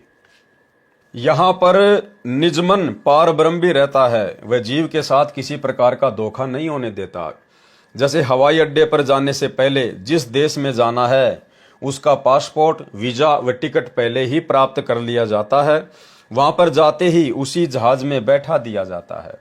जिसने जिस इष्ट लोक में जाने की तैयारी गुरु बनाकर नाम सुमरण करके कर रखी है, वह उसी लोक में त्रिकुटी से अपने शब्द गुरु के साथ चल जाता है। शब्द गुरु यानी परमात्मा हमें प्रेरणा करेंगे, दिखाई नहीं देंगे, प्रेरणा करेंगे। जैसे आज भी गुरुदेव हिसार जेल में बैठे बैठे जो मर्यादित भगत हैं उनके साथ में शब्द रूप में सदैव साथ हैं। इससे आगे सहस्रार कमल है तथा ज्योति नजर आती है। ब्रह्म उपासक इस ज्योति को देखकर अपने धन्य भाग समझते हैं। यही तक की जानकारी पतंजलि योग दर्शन व अन्य योगियों का अनुभव है।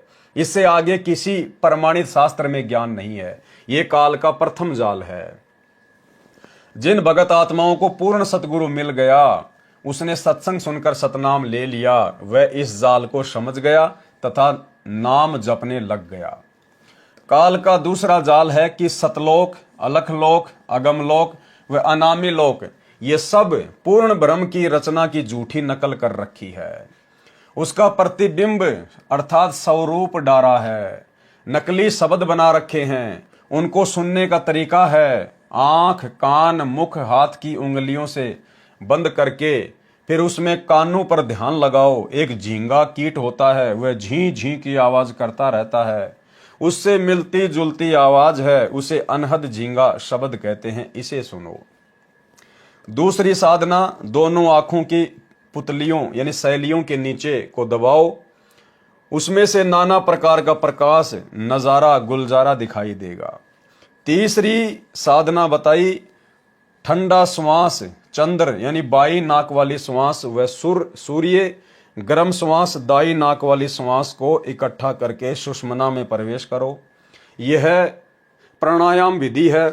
फिर आगे चलो त्रिवेणी पर, यह सब काल रचित है। जब साधक त्रिवेणी पर चले जाते हैं वहां 3 रास्ते होते हैं। यह त्रिवेणी काल के 21वें ब्रह्मांड में है जो कमलों की संख्या में नहीं है। बाईं ओर सहस्रार 1000 कमल दल वाला कमल है। वह काल ज्योति निरंजन का महास्वर्ग है। इसमें घंटा तथा शंख की आवाज होती सुनाई देगी तथा फिर झिलमिल झिलमिल प्रकाश नजर आएगा। वहां निराकार रूप में काल करता रहता है, ऐसा साधक मानते हैं, परंतु वास्तव में महाब्रह्मा महाविष्णु व महाशिव रूप में आकार में है। 88,000 नगरियां हैं तथा सप्तपुरी का मंडल है, परंतु महाप्रलय में फिर समाप्त हो जाएंगे। काल जब दोबारा सृष्टि रचेगा तो फिर 84 लाख योनियों में कर्म कष्ट भोगने के लिए चले जाएंगे। यानी जो बड़े बड़े साधक जो सप्तपुरी में बैठे हैं, प्रहलाद जैसे, ध्रुव जैसे, मारकंडे जैसे महास्वर्ग में बैठे हैं, ये भी सब वापस आएंगे सारे के सारे, फिर गधे कुत्ते सुअर बनेंगे, 84 लाख योनियों में जाएंगे। जब ये साधक ब्रह्मरंध्र काल लोक के अक्षर पुरुष के लोक में प्रवेश होने वाले 11वें द्वार को यहाँ ब्रह्मरंध्र कहा है। वास्तव में ब्रह्मरंध्र त्रिवेणी पर है, उसकी ओर चलता है तो वहां पर बहुत भयंकर आकृतियां वाली स्त्रियों, डाकणी की व यमदूतों की पूरी फौज रहती है। भूत प्रेत डाकणी चंडाल। उस कटक दल यानी काल सेना को न तो ओम नाम से जीता जा सकता है, न किलियम से, न हरियम से, न सोहम से, न ही ज्योति निरंजन निरंकार ओंकार सोहम शक्ति श्रियम से। अब परमात्मा कहते हैं इस काल ने इतना भयंकर वहां पर बखेड़ा कर रखा है कि वहां पर ये डाकनी शाकनी चंडाल, ये भूतनियां भयंकर भयंकर आकृति वाले, ये वहां पर जीव को डराते हैं ताकि ये साधक ऊपर की यात्रा ना कर ले और ये वापस डर के भाग जाए, काल के जाल में रह जाए, फिर 84 लाख योनियों में ठोक दिए जाएं। तो गुरुदेव भगवान कह रहे हैं वो जो भयंकर जाल है वो प्रथम मंत्र के जाप से भी नहीं कटेगा, वो केवल इस ब्रह्म के ओम नाम के जाप से भी नहीं कटेगा, ना अन्य मनमुखी नाम जाप से कटेगा, राम राम सीताराम हरे राम राधे राधे श्याम मिला दे, ना ये राधा स्वामी वाले नाम, ना ये धन धन सतगुरु वाले नाम, किसी से नहीं कटेगा। वो केवल सतनाम के जाप से कटेगा। यदि आपने पूर्ण सतगुरु से सतनाम का जाप लिया हुआ है और यदि आप पूर्णतया मर्यादा में रहकर जाप करते हैं तो, अन्यथा वहां से फिर जीव को वापस नीचे पटक दिया जाता है। न ही राधा स्वामी नाम से, न ही अकाल मूर्त शब्द स्वरूपी राम या सत्य पुरुष या अन्य मनमुखी नामों से जीता जा सकता है। वह केवल पूर्ण संत से उपदेश प्राप्त करके सतनाम सच्चा नाम श्वास के सुमरण करने से उनको तीर से लगते हैं, जिससे वे भाग जाते हैं, रास्ता खाली हो जाता है, ब्रह्मरंध्र खुल जाता है तथा साधक काल के असली विराट रूप में जहां रहता है, स्वरूप को देखकर उसके सिर पर पैर रखकर 11वें द्वार जो काल ने अपने सिर से बंद कर रखा है, जो सतगुरु के सत्य नाम व सार नाम के दबाव से काल का सिर सौते झुक जाता है और वह द्वार खुल जाता है। यानी उस समय भाई और बहनों हमें इस काल के वास्तविक रूप के दर्शन होंगे, जहां पर ये 11वें द्वार को बंद करके बैठा हुआ है, अपने सिर से बंद करके बैठा हुआ है। जब परमेश्वर हमें वहां लेकर जाएंगे, उस समय इस भक्ति की शक्ति से ना चाहते हुए भी गुरु हमारे साथ में होगा। वो काल अपना सर नीचे कर देगा और उसके सिर पर पैर रखवा कर परमात्मा फिर भगत को आगे की यात्रा करवाएगा। जो सतगुरु के सत्य नाम व सार नाम के दबाव से काल का सिर सौते झुक जाता है और वह द्वार खुल जाता है। इस प्रकार ये हंस परब्रह्म के लोक में प्रवेश कर जाता है। वहां काल की माया का दबाव नहीं है। कहां पर? परब्रह्म के लोक में। उसके बाद अपने आप केवल सोहम शब्द व सार नाम सुमरण शुरू हो जाता है। ओम का जाप उच्चारण नहीं होता, यानी काल के 21 ब्रह्मांड पार करते ही उसके सिर पर पैर रख के जैसे ही हम काल के 21 ब्रह्मांड को छोड़ देते हैं, अक्षर पुरुष के लोक में प्रवेश कर जाते हैं, तो वहां पर ऑटोमेटिक ओम नाम का जाप समाप्त हो जाता है, ऑटोमेटिक। और हमारा सतनाम का जो दूसरा मंत्र है उसका जाप और सार नाम जो हमें गुरुदेव भगवान देंगे वो जाप ऑटोमेटिक सूक्ष्म शरीर में जो है वो शुरू हो जाता है। चूंकि वहां सूक्ष्म शरीर छूट जाता है, अर्थात ओम मंत्र की कमाई ब्रह्म काल को छोड़ दी जाती है, यानी हमारा सूक्ष्म शरीर भी वहीं छूट जाएगा काल के 21 ब्रह्मांड तक। कारण व महाकारण भी सार नाम के सुमरण से जो केवल सुरती नृत्य से शुरू हो जाता है समाप्त हो जाते हैं।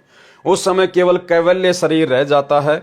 उस समय जीव की स्थिति 12 सूर्यों के प्रकाश के समान हो जाती है, इतना तेजोमय हो जाता है। सतगुरु वहां पूछते हैं कि हे हंसात्मा, आपका किसी जीव में, वस्तु में, संपत्ति में मोह तो नहीं है? यदि है तो फिर वापस काल के लोक में जाना पड़ेगा।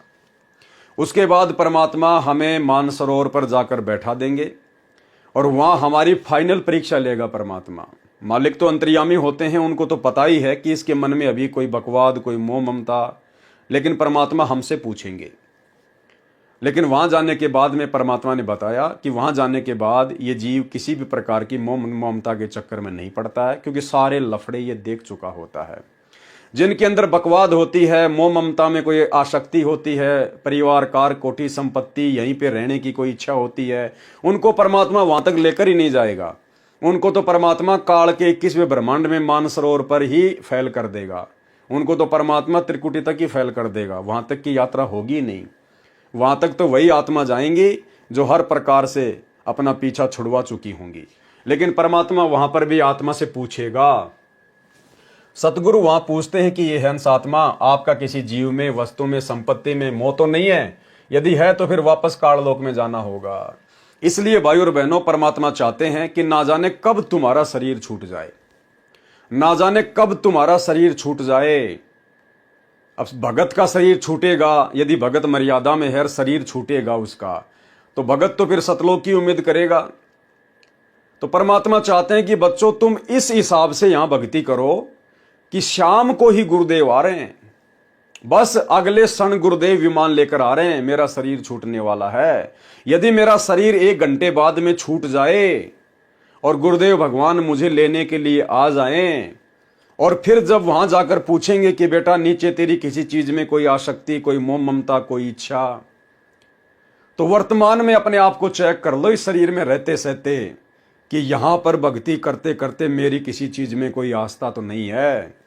कल को फिर मुझे ये पोता तो याद नहीं आएगा, ये जमीन, ये जायदाद, ये कार कोठियां, ये लंबा चौड़ा कारोबार, बेटा बेटी में मोह ममता, रिश्तेदारों में आपसी प्यार प्रेम, कल को फिर मुझे वहां जाकर सताएगा तो नहीं, मुझे इन सब की याद तो नहीं आएगी।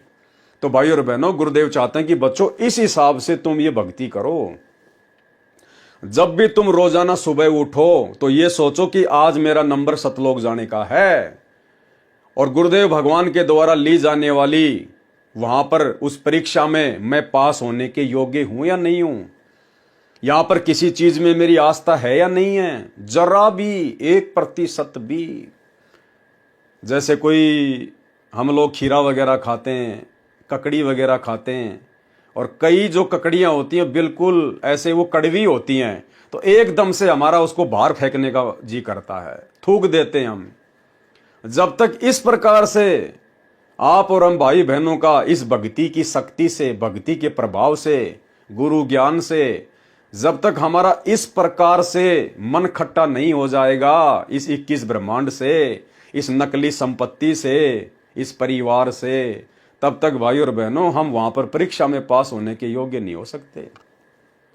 इसलिए अब हम भगत भाई बहनों की जो जो साथ संगति से जुड़े हुए हैं, अब परमात्मा ने मेहर बख्श दी, हमें साथ संगति से जोड़ दिया है।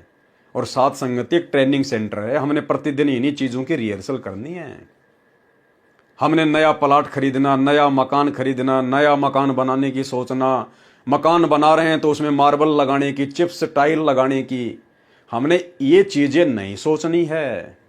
जैसा बन जाए वैसा ही ठीक है, उसको सजाने धजाने, उसको श्रृंगार करने की जरूरत नहीं है।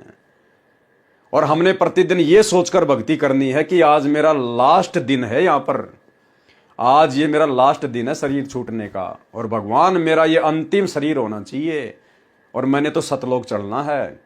तो प्रतिदिन हम रिहर्सल करें अपने गुरु जी के चरणों में बैठकर, अब तो भगवान ने हमें मौका दे दिया, घर घर में बेड लग गए, आसन लग गए। जब भी समय मिले भगवान के चरणों में बैठो, उनकी चरण सेवा करो और ये सोचो कि परमात्मा किसी चीज में मेरी आस्था तो नहीं रह गई है। अपने आप को टटोलो कि अभी मेरे अंदर कितनी कमियां हैं। अभी अगर गुरुदेव कहते बेटा सतलोक चल, तो किसी चीज में मेरी कोई आस्था तो नहीं है। मैंने कोई लफड़ा तो नहीं छेड़ रखा है, मैंने कोई मकान का काम तो नहीं छेड़ दिया फालतू में, मैंने कोई फैक्ट्री वाक्ट्री लगाने की तो नहीं सोच रखी है। फिर वो ऐसी ऐसी सोच फिर हमारे दिल में वहां रहेगी। तो बिल्कुल हमने हर प्रकार से निवृत्त हो जाना है। यदि काम धंधा हमने पहले से कोई लंबा चौड़ा छेड़ रखा है तो प्रतिदिन उसको डाउन करो, कम करो कि बस मेरा और मेरे परिवार का पेट भर जाए, हमारी भक्ति हो जाए, इतना चाहिए। दुनिया का पेट भरने का ठेका हमारा नहीं है, उस समर्थ का है। भक्ति करोगे तो सबका भरेगा। तो भाई और बहनों, जब तक हम इस प्रकार से भक्ति नहीं करेंगे, इसको कहते हैं चिंतन मनन करना, सत्संगों के ऊपर, गुरु के ज्ञान के ऊपर। जब तक ये चिंतन मनन हमारे अंदर पैदा नहीं होगा, समझो हमारी भक्ति अभी चल नहीं रही है। क्योंकि ये कोई निश्चित तो है ही नहीं कि परमात्मा ने आपको ये बता रखा कि बेटा 2028 में रविवार के दिन के 12 बजे है तेरा सतलोक चलने का समय है। तो ये तो है नहीं कि भाई चलो 4-5 दिन पहले देख लेंगे क्या क्या समेटना है, क्या क्या छोड़ना है। ऐसा तो है नहीं। ना जाने कौन से क्षण, मालिक कहते हैं राम बुलावा भेजिया, ना जाने कौन से क्षण हमारा ऊपर चलने का बुलावा आ जाए और हमने कुछ छोड़ा कि नहीं छोड़ा है। तो एक सत्संग में गुरुदेव ने भी यही बताया कि तुमने इसी हिसाब से भक्ति करनी है। यहां पर लंबे चौड़े जीवन की उम्मीद मत करो कि अभी तो मैं 40 साल का हुआ हूं, 20-30 साल तो और जीऊंगा। अरे जिसकी भक्ति पूरी हो गई फिर जरूरी नहीं है कि उसका बुढ़ापा आएगा। इस भक्ति मार्ग में ये जरूरी नहीं है। अगर आपकी भक्ति 40 साल में हो गई पूरी कंप्लीट, सतलोक जाने योग्य, तो जरूरी नहीं है कि परमात्मा आपका 70 साल की उम्र में आपका शरीर छुड़वाएगा। नहीं, परमात्मा बड़ी आसानी से किसी न किसी बहाने से आपका 40 साल की उम्र में भी शरीर छुड़वा देगा, यदि आपका सतलोक जाने का समय पूरा हो गया तो। बाकी पीछे से बाल बच्चे, घर परिवार, ये परमात्मा संभालेगा।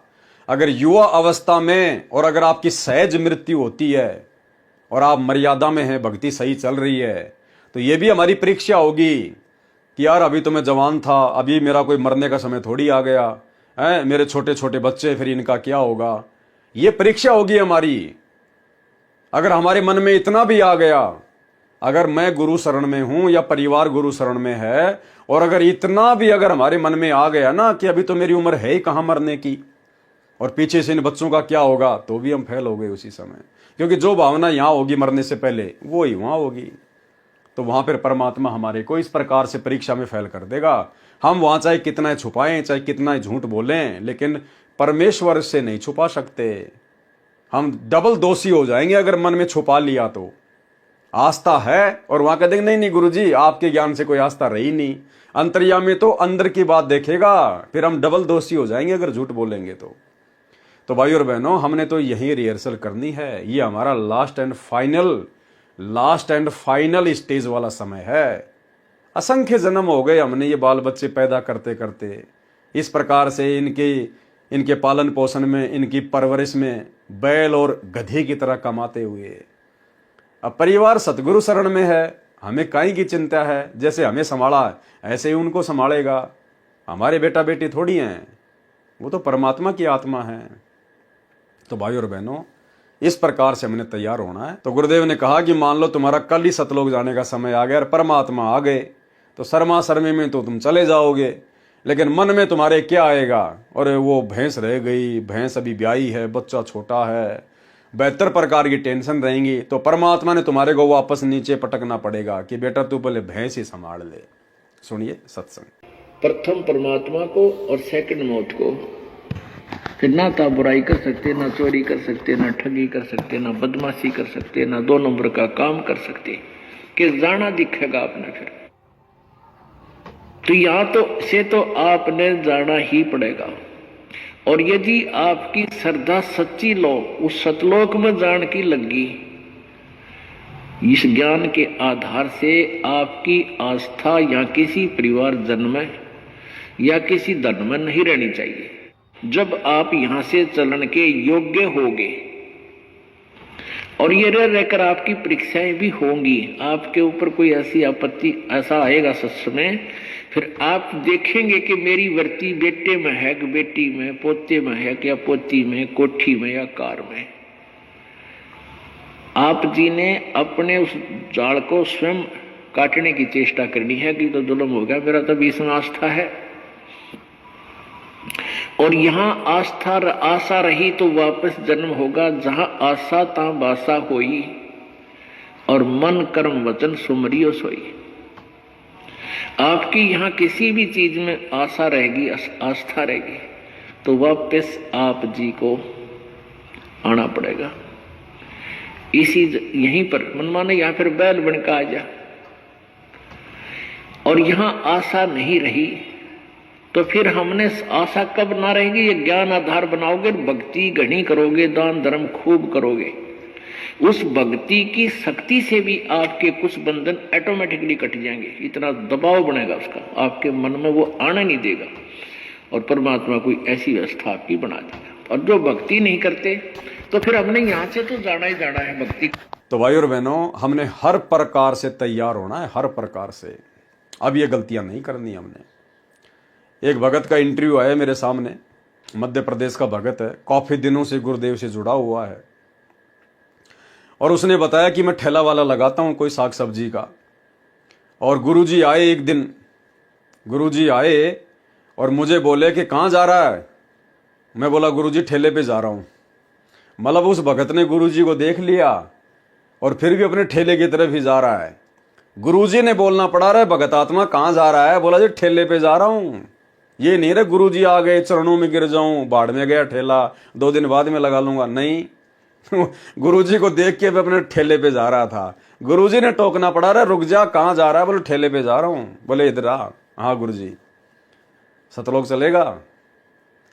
तो वो भगत सोच में पड़ गया। बोला यार क्या बोलूं अब गुरुजी को।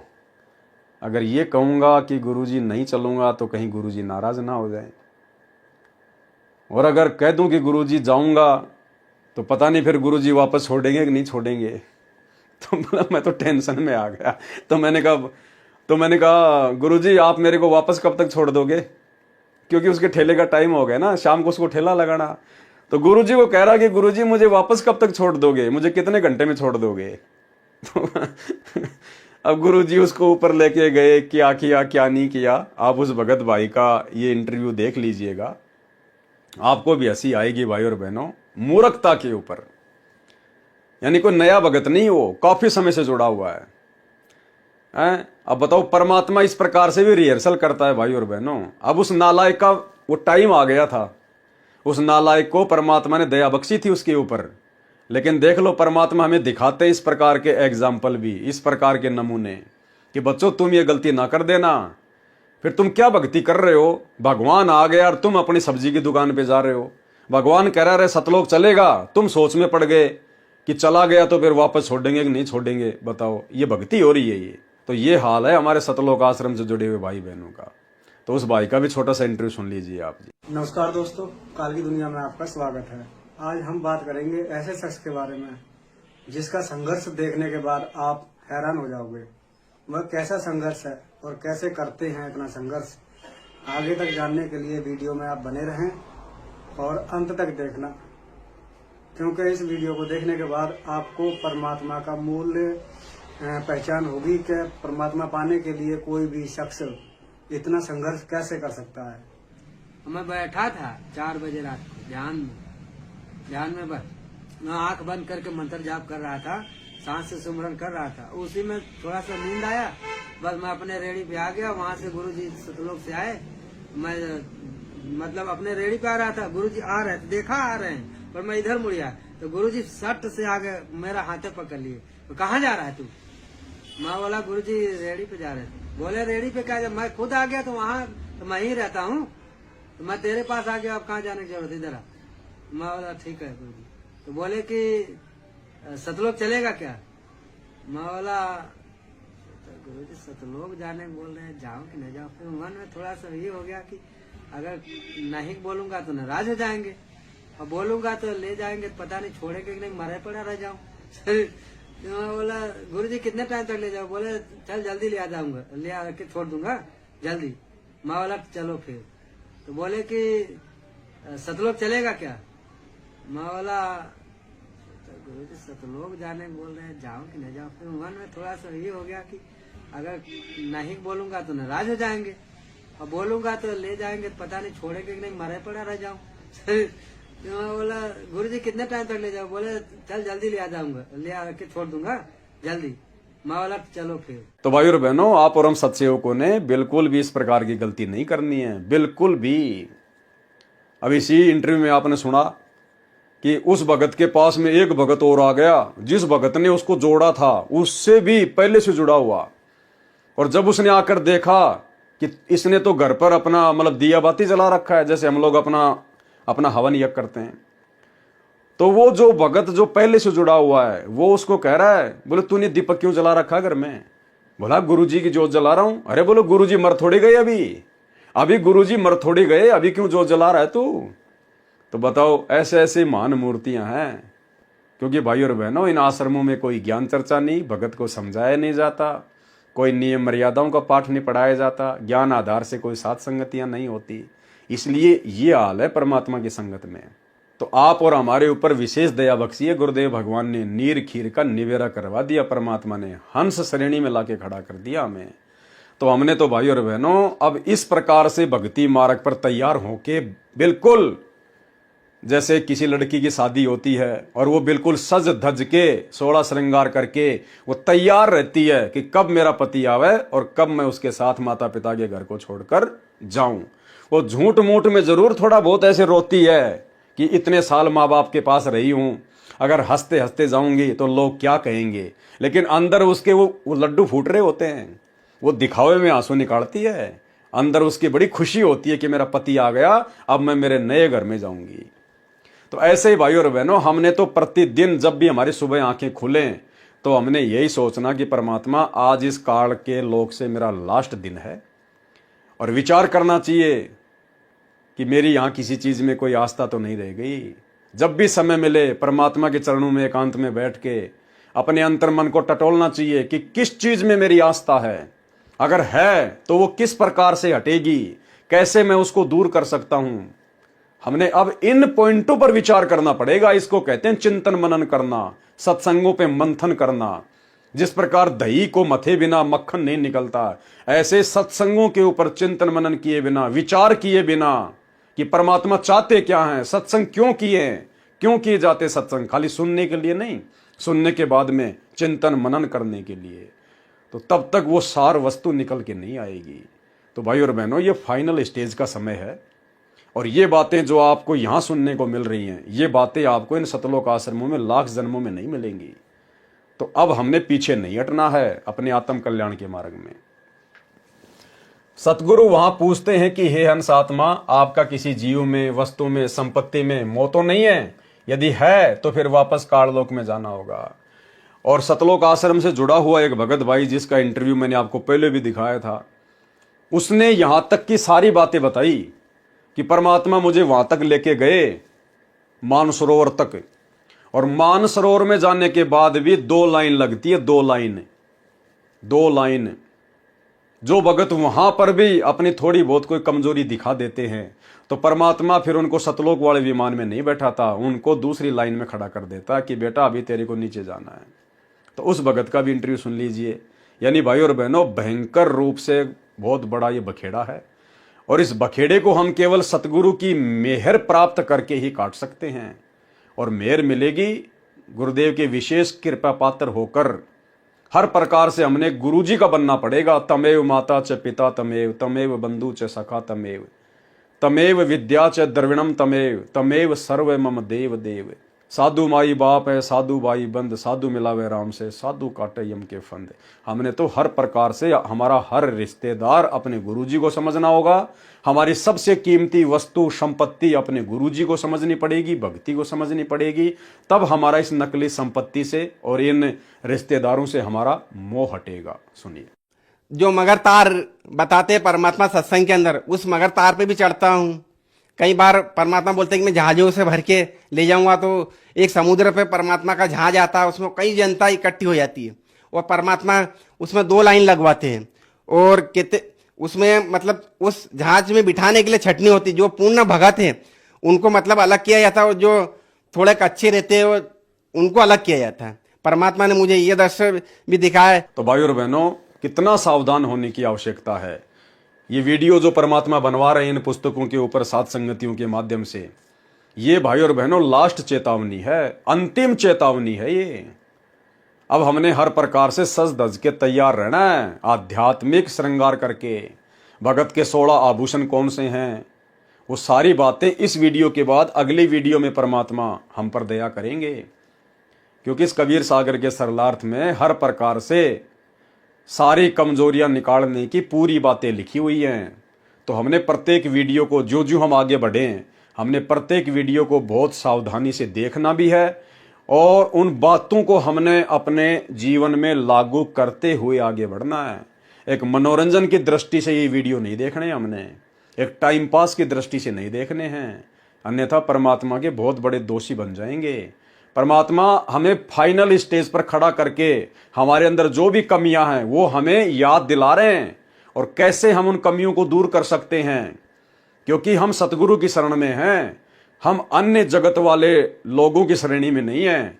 उन लोगों का तो यही मरना, यही गधे कुत्ते बनना, यही मोह ममता में ब्याह शादी पार्टी वार्टी जो भी है उनको तो यही मरना है। हमने सतलोक चलना है, इसलिए हमारे लायक जो बातें हैं, जो सावधानियां हैं, वो परमात्मा हमें फाइनल अब इस कबीर सागर के सरलार्थ के माध्यम से और उसके बाद मुक्ति बोध के माध्यम से परमात्मा बिल्कुल क्लियर कर देना चाहते हैं 2028 से पहले पहले कि बच्चों, मेरे हिसार जेल से बाहर आने से पहले पहले हर प्रकार से इस आत्मा के जो 16 श्रृंगार हैं उनको धारण करके तैयार बैठे रहना कि कब हमारा दुल्ला, हमारा गुरुदेव भगवान आएगा विमान लेके और कब हम यहां से चलें। इस प्रकार से अगर यूं ही अगर गफलतबाजी में चलते रहे, भक्ति भी कर रहे हैं, अन्य परंपराओं का निर्वाह भी कर रहे हैं, कोई होश ही नहीं है, मर्यादा तोड़ देते हैं, बात बात पे नाम शुद्ध करवा जाते हैं, तो फिर ये सतलोक जाने के लक्षण नहीं है। सतगुरु वहां पूछते हैं कि हे अंशात्मा, आपका किसी जीव में, वस्तु में, संपत्ति में मोह तो नहीं है? यदि है तो फिर वापस काल के लोक में जाना होगा। परंतु उस समय ये जीवात्मा काल का पूर्ण जाल पार कर चुकी होती है। परमात्मा कहते हैं कि वहां पर चांस बहुत ही कम होते काल के जाल में फंसने के।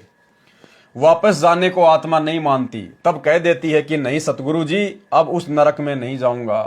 तब सतगुरु उस हंस को अमृत मानसरोवर में स्नान करवाते हैं।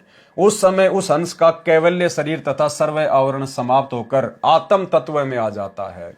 ये मानसरोवर पर ब्रह्म के लोक तथा सतलोक के बीच में बने शून्य स्थान में है, जहां से भंवर गुफा प्रारंभ होती है। उस समय इस आत्मा का स्वरूप 16 सूर्यों जितना तेजोमय हो जाता है तथा 12वें द्वार को पार कर सतलोक में प्रवेश कर सदा पूर्ण मोक्ष के आनंद को पाती है। यह पूर्ण मुक्ति है, इसको कहते हैं पूर्ण मोक्ष।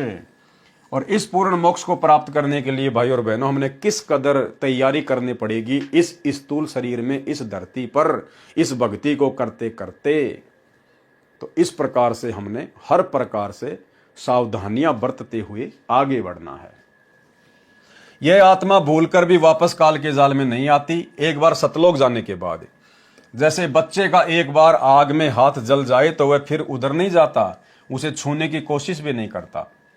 वाणी नंबर 14 में साहिब कबीर बता रहे हैं कि यह संसार उल्टा लटक रहा है, जैसे किसी कुएं में अमृत भरा है, अर्थात परमात्मा का आनंद इस शरीर में है। वह 10वें द्वार के पार ही है, जो इस शरीर के अंदर नीचे को मुख वाला सुषमना द्वार है। जो सुषमना में से पार हो जाता है वही भगत लाभ प्राप्त करता है। यह साधना नाम व गुरु धारण करके ही बनती है। वाणी नंबर 15 में सतगुरु कबीर साहिब जी भेद दे रहे हैं कि जब काल का साधक ओम नाम का जाप परमात्मा को निर्गुण जानकर गुरु धारण करके करता है, तो काल स्वयं उस साधक के गुरु का नकली शब्द रूप बनाकर आता है तथा महास्वर्ग महाइंद्र लोक में ले जाता है। यानी त्रिकुटी पर जो काल है वो अपने द्वारा भेजे गए नकली गुरुओं का वेश बनाकर, हर किसी का नहीं, काल जो अपने जो बेचता है, जो विशेष है, जैसे राधा स्वामी वाला, धन सतगुरु वाला, जय गुरुदेव वाला, निरंकार वाले, जो बड़े बड़े जो ये चले हुए हैं पंथ, इन गुरुओं का रूप बनाकर जो काल की तरफ से जो बिल्कुल पक्के हैं, उनके साधकों को काल फिर उन गुरुओं का रूप बनाकर और उनको ठग लेता है।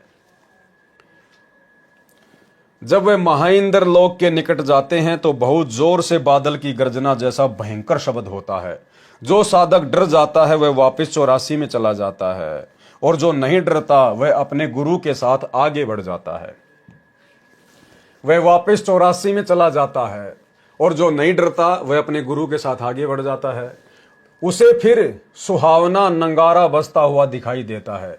4 पंखड़ी वाला कमल का लाल रंग का एक और कमल है, उसमें ओंकार ध्वनि हो रही है जो महास्वर्ग में है। वास्तव में यह 3 पंखुड़ी का कमल है, जो छठा कमल है, लिखने में गलती है।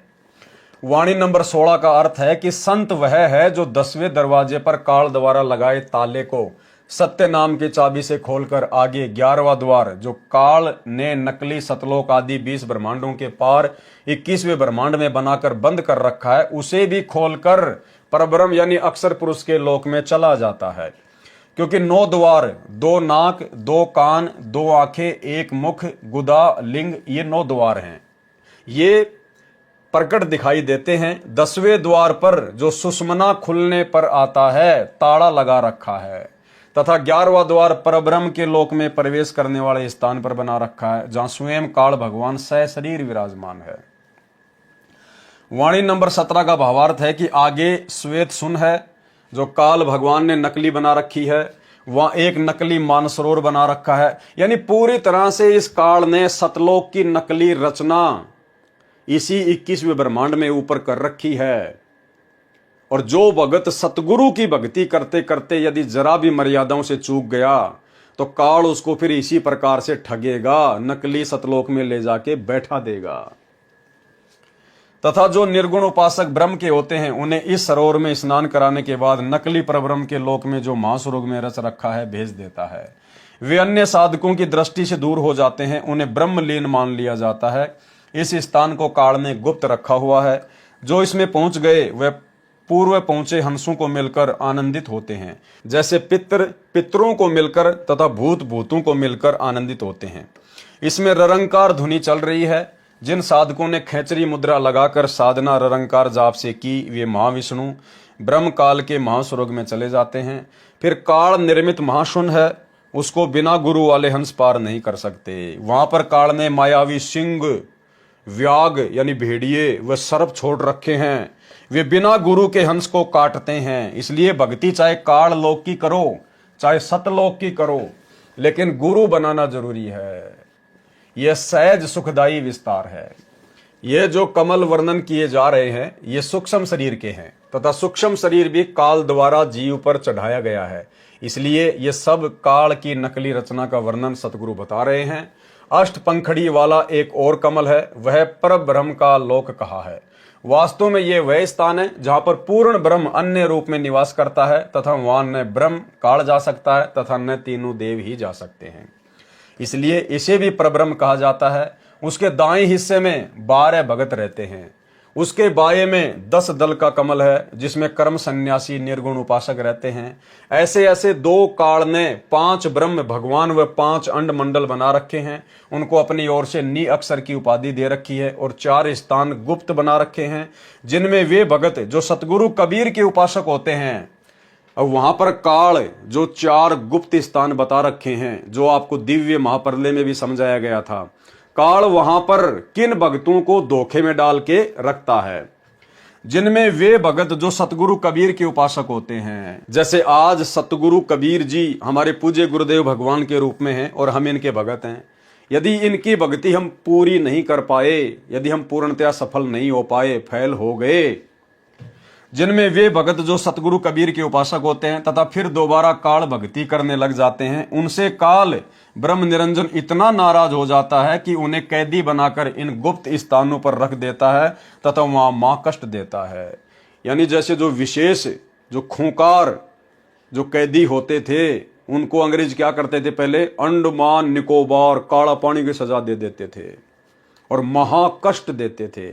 ऐसे ही जो व्यक्ति वर्तमान में कबीर परमेश्वर सतगुरु रामपाल जी की भक्ति कर रहा है और किसी भी कारण से यदि वो भक्ति पर सफल नहीं हो पाया, यानी वो सतगुरु की भक्ति को छोड़ देता है और अन्य दूसरी साधना करने लग जाता है या नहीं करता है, लेकिन सतगुरु रामपाल जी की भक्ति छोड़ देता है कुछ समय करके, 2, 4, 5, 10 साल करके, फिर काल उन भक्तों से बहुत भयंकर तरीके से नाराज हो जाता है और उनको गुप्त स्थानों पर, गुप्त कैद में, अंडमान निकोबार जैसी जगह पर डाल देता है, जहां उनका कोई किसी प्रकार का ध्यान नहीं रखा जाता और महाकष्ट फिर वो भोगते हैं। वहां पर आगे 2 पर्वत हैं, उनके बीचों बीच एक रास्ता है। वहां काल के उपासक जो गुरु पद पर होते हैं उन्हें कुछ दिन इस स्थान पर रखता है। इसे भंवर गुफा भी कहते हैं। वहां पर ये हंस गुरुजन मौज मारते हैं। ये नकली गुरु जो होते हैं, थोड़े समय काल इनको वहां पर मौज मस्तियां करवाता है। तथा वहां सोहम शब्द की सवते धुनी चल रही है और मुरली भी मीठी मीठी बज रही होती है। तथा उस स्थान में हीरे पन्ने जड़े हुए हैं। बहुत ही मनोरम स्थान बना रखा है। जब इस सोहम मंत्र द्वारा किए जाप से अक्सर पुरुष परब्रह्म के लोक से पार होने पर नकली सतलोक आता है। परब्रह्म रूप धारण कर काल ही धोखा दे रहा है। काल ने अक्सर पुरुष का रूप बनाकर झूठा मूठा और इसने जीवों को धोखा देने के लिए वहां पर अपना पूरा सिस्टम सेट कर रखा है। उसमें महक उठती रहती है जो बहुत विस्तृत स्थान है। यहाँ पर काल उपासक विशेष साधक मार्कंडे ऋषि जैसे ही पहुंच पाते हैं। यहाँ काल स्वयं सतपुरुष बना बैठा है। वहां पर अपने आप धुनी हो रही है। वहां पहुंचे हंस उस महाविष्णु रूप में बैठे नकली सत्य पुरुष पर आदर से चवर करने लगते हैं कि हम तो आ गए सतलोक में हैं, हमारे परमात्मा बैठे हैं, कबीर जी हमारे गुरु जी बैठे हैं, उन पे चवर करने लग जाते हैं तथा आनंदित होते हैं। उस काल रूपी सत्य पुरुष का रूप हजारों सूर्य और चंद्रमाओं की रोशनी हो ऐसा सत्य पुरुष से कुछ मिलता जुलता रूप बना रखा है, धोखा देने के लिए। कहने का मतलब है भाई और बहनों, कितना भयंकर जाल मकड़ी वाला इस काल में हम जीव आत्माओं को यहीं पर फंसाए रखने के लिए बना रखा है। और यदि हम किसी भी प्रकार से मर्यादाओं में कमजोर रह गए, श्रद्धा और भाव में यदि हमारे कमजोरी रही, यदि गुरु को पूर्णतया इष्ट नहीं माना, उसी डाडी मूछ वाली कबीर जी की फोटो को पूजते रहे, गरीबदास जी का बोध दिवस मनाते रहे, दादा गुरु जी की फोटो को दरबार में के दंडवत मारते रहे, तो कहने का मतलब है भाई और बहनों, ये फिर हमारे साथ में बीतेगी। फिर हम पार नहीं हो पाएंगे। फिर परमात्मा हमें इस ट्रैफिक के अंदर से लेकर जाएगा और हमें किसी न किसी बहाने कहीं न कहीं परमात्मा हमें फैल करेगा। और जो भगत यहां पर सत्सेवकों वाली भक्ति कर रहे हैं, साथ संगतियों से जुड़कर पूर्णतया जो केवल अपने गुरु जी पर आश्रित हैं, शौपन में भी हमें अपने गुरु के अलावा कोई और परमात्मा दिखाई नहीं देता। हर प्रकार से गुरु जी पर आसक्त हैं, समर्पित हैं, गुरु जी से बढ़कर कुछ नहीं, कोई नहीं, और मर्यादा भी पूरी, हर प्रकार से विषय विकारों से दूर। तब कहीं जाकर परमात्मा हमें बाईपास लेकर जाएंगे। हमें फिर परमात्मा इस लफड़े से नहीं लेकर जाएंगे, इस काल के मकड़ जाल से नहीं लेके जाएंगे, नहीं तो कहीं न कहीं हम लोग चकरा जाएंगे, धोखा खा जाएंगे वहां पर। इसलिए परमात्मा फिर हमें बाईपास ले जाएगा। तुम कर दो पल में पार हो जा रजा थारी, क्योंकि फिर वो मेहर काम आएगी गुरुदेव की, वो ग्रेस मारक हमें ऐसे काम आएंगे। एक क्षण में परमात्मा सतलोक में बैठा देगा, सौपन जैसा होगा। इसलिए हमने तो उस आधार से और उसी हिसाब से साथ संगति से जुड़े रहकर अपने परमात्मा को प्रसन्न करना है और भर भर के जोड़ी हमने परमात्मा की मेहर प्राप्त करते रहना है। फिर स्वयं ही अलग पुरुष बनकर बैठा है तथा अलग लोक बना रखा है। फिर स्वयं ही अगम पुरुष बनकर अगम लोक में वह अपनी अनामी पुरुष बनकर अकल लोक में सबको धोखा दिए बैठा है तथा कहता है कि वह तो अवर्णनीय है, ये वही जानेगा जो वहां पहुंचेगा। कबीर साहिब जी ने शब्द के अंत में कहा कि यह सब काया स्थूल व सूक्ष्म शरीर के कमलों का न्यारा न्यारा विवरण आपके सामने कर दिया है।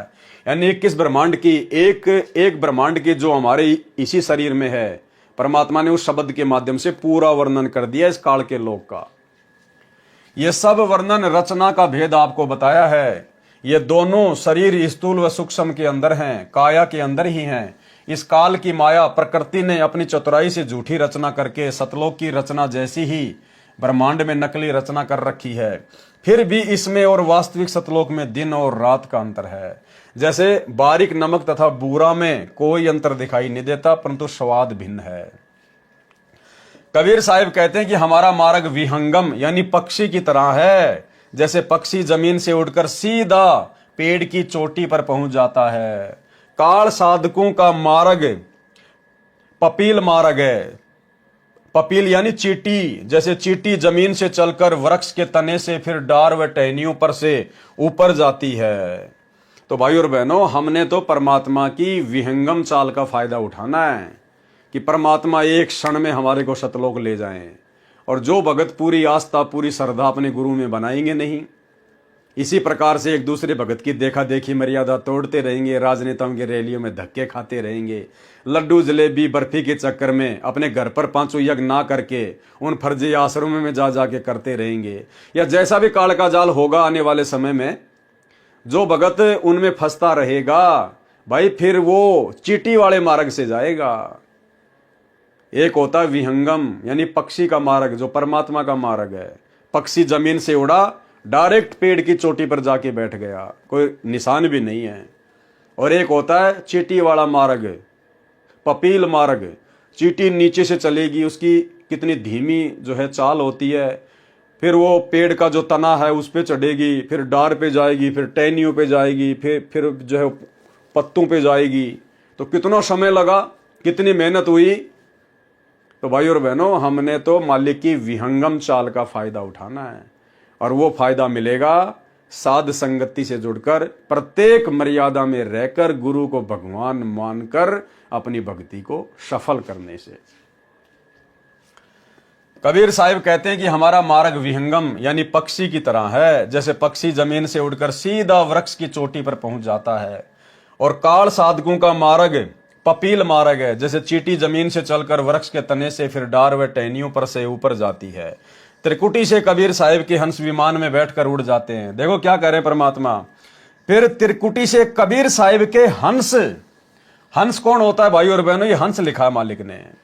हंस जो हर प्रकार से निर्विकार, कहे कबीर सोई जन मेरा जो नीर खीर का करे निबेरा। अब 90% सत्संग जो सतलोक आश्रमों से जुड़ी हुई है वो हंस की श्रेणी में नहीं है।